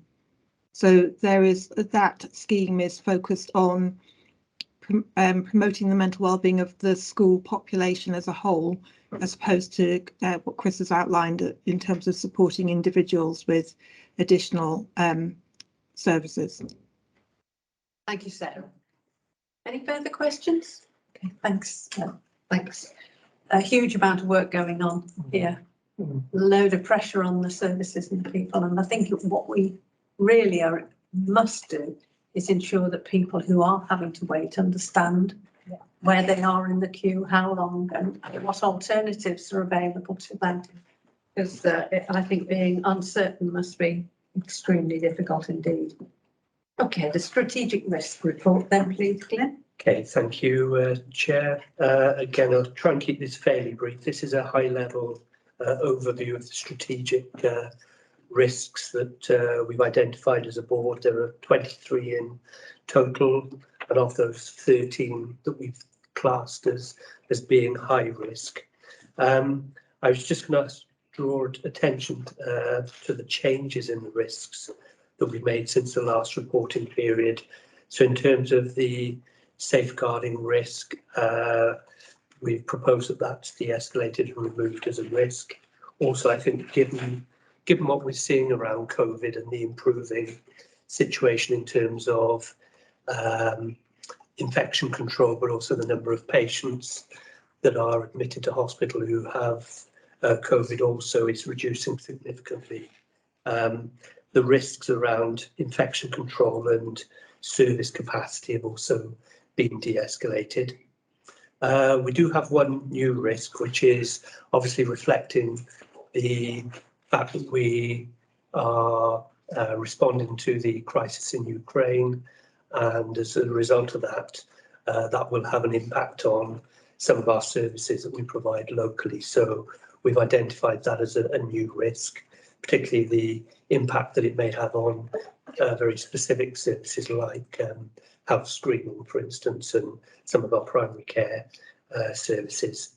And then I think the other point just to note is around the risk on the underlying financial position of the Health Board, and I know Rob has sort of referred to that in his report, but again, that was something that I think quite rightly the Audit Risk and Assurance Committee flagged in their last meeting.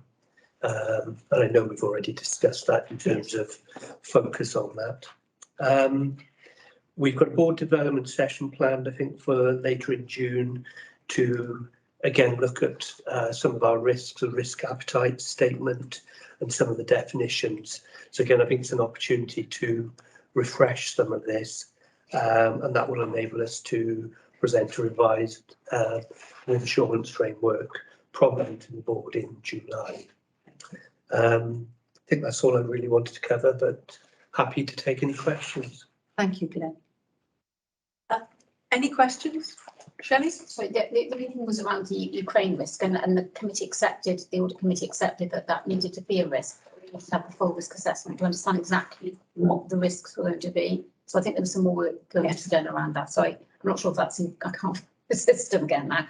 So as long as that people understand that, we just need to So we weren't quite sure overall, and I'm sure none of us are actually what the impact of altogether. So that won't be just from a people perspective, but it's going to be around the cost of living increase, you know, the increase in supplies, etc.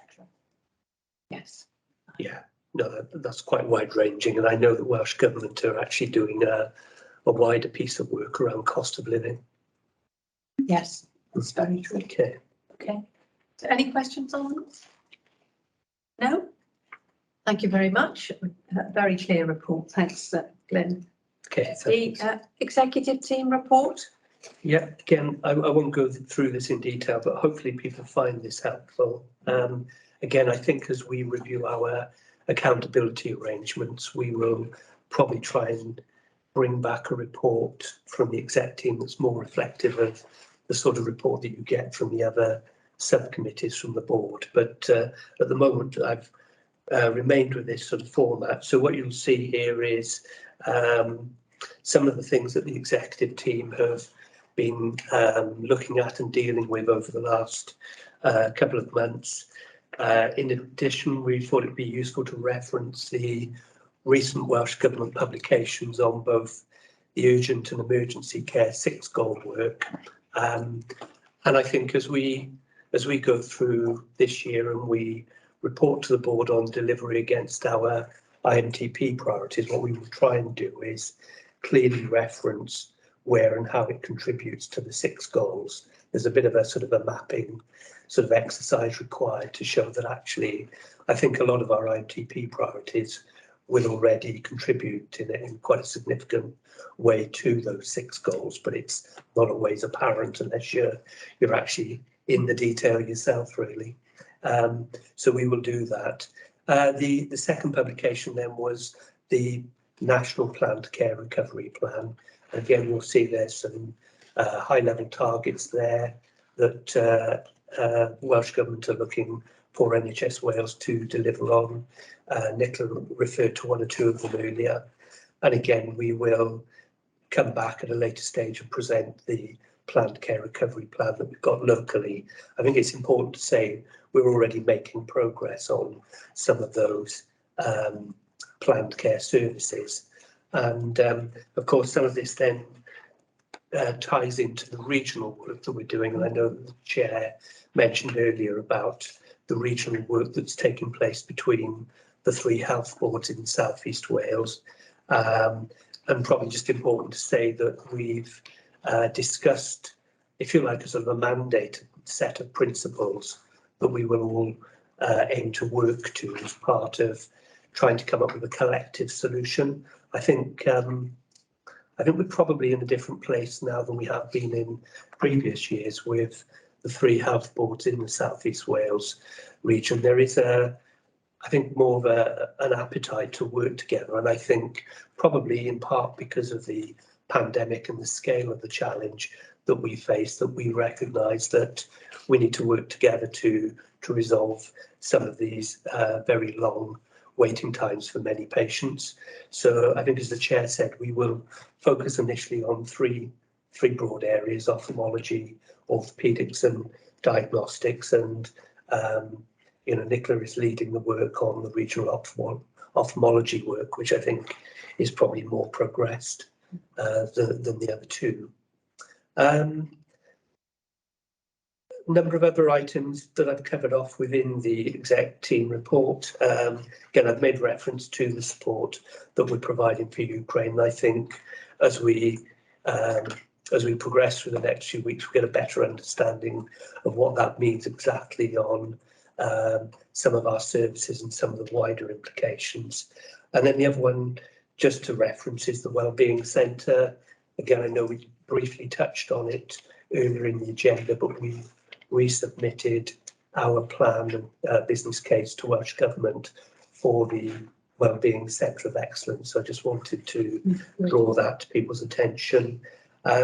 I won't go through all of the staff achievements and celebrations and events because there are many of them, but I think hopefully it reflects the great job that actually all of our staff are doing, particularly in the difficult circumstances at the moment. But it's there for you to see as a board, and hopefully you'll agree with me the great job that everybody's trying to do in very difficult environments. So I think that's all I really wanted to cover off. Thank you. Thank you. We would definitely endorse your last comment. Any questions to Glyn?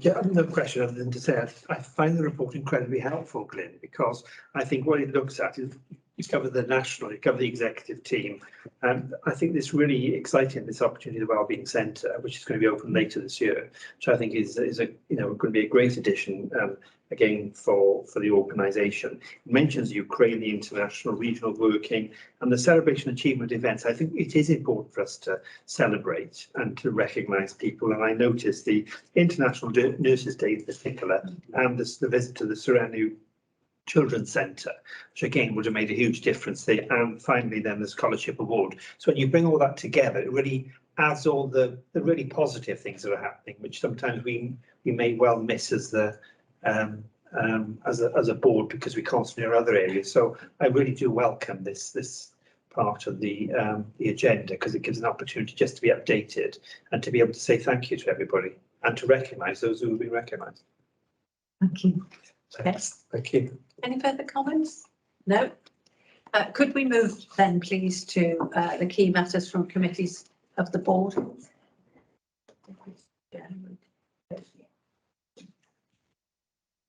Hands up, who's the deputy chair of patient safety? I think it. I want to say it's Louise. Oh, look, Louise is here. Okay. Any comments on patient safety, quality and outcomes? I'm on the committee and it's all in the report. Fine. Any questions then to Paul? No?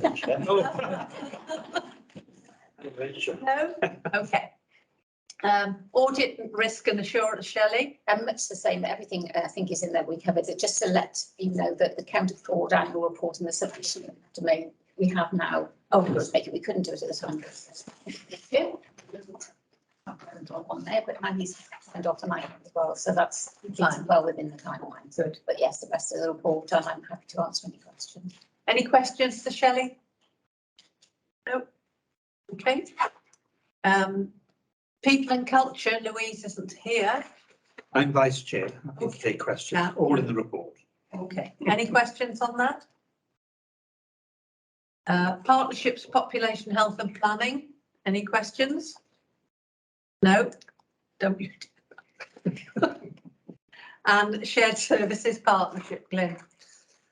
Again, I don't think there's anything that I particularly wanted to cover off. I think Sarah normally attends the shared services partnership committee. We tend to keep an eye as an exec team on some of the performances. Yes. There. Okay. Thank you. Thanks very much. Okay, closing matters then. The next meeting of the board will be on the 14th of June. It's an extra meeting because of the volume of work and business that we have. We will have a limited agenda. Well, it won't feel like limited to those who've got to write the papers, but it will not stray outside these parameters unless something really critical happens. So what we will be doing is taking the annual accounts, which it was destined to do anyway. We'll have a report on the 6 goals action plan and the handover improvement plans, the planned care action plan, which has been referred to today, the outcome of the winter plan and the outcome of the annual plan. So there's a lot of work, but these are the important things that we as a board require assurance on and can contribute to as they're being developed, particularly the 2 former reports. The meeting after that will be the 27th of July and the AGM will also be held on that day. So I should like to thank you all very much for your contributions today. There will be a short confidential meeting in 5 minutes. And thank you. Thank you. Thank you very much. Thank you.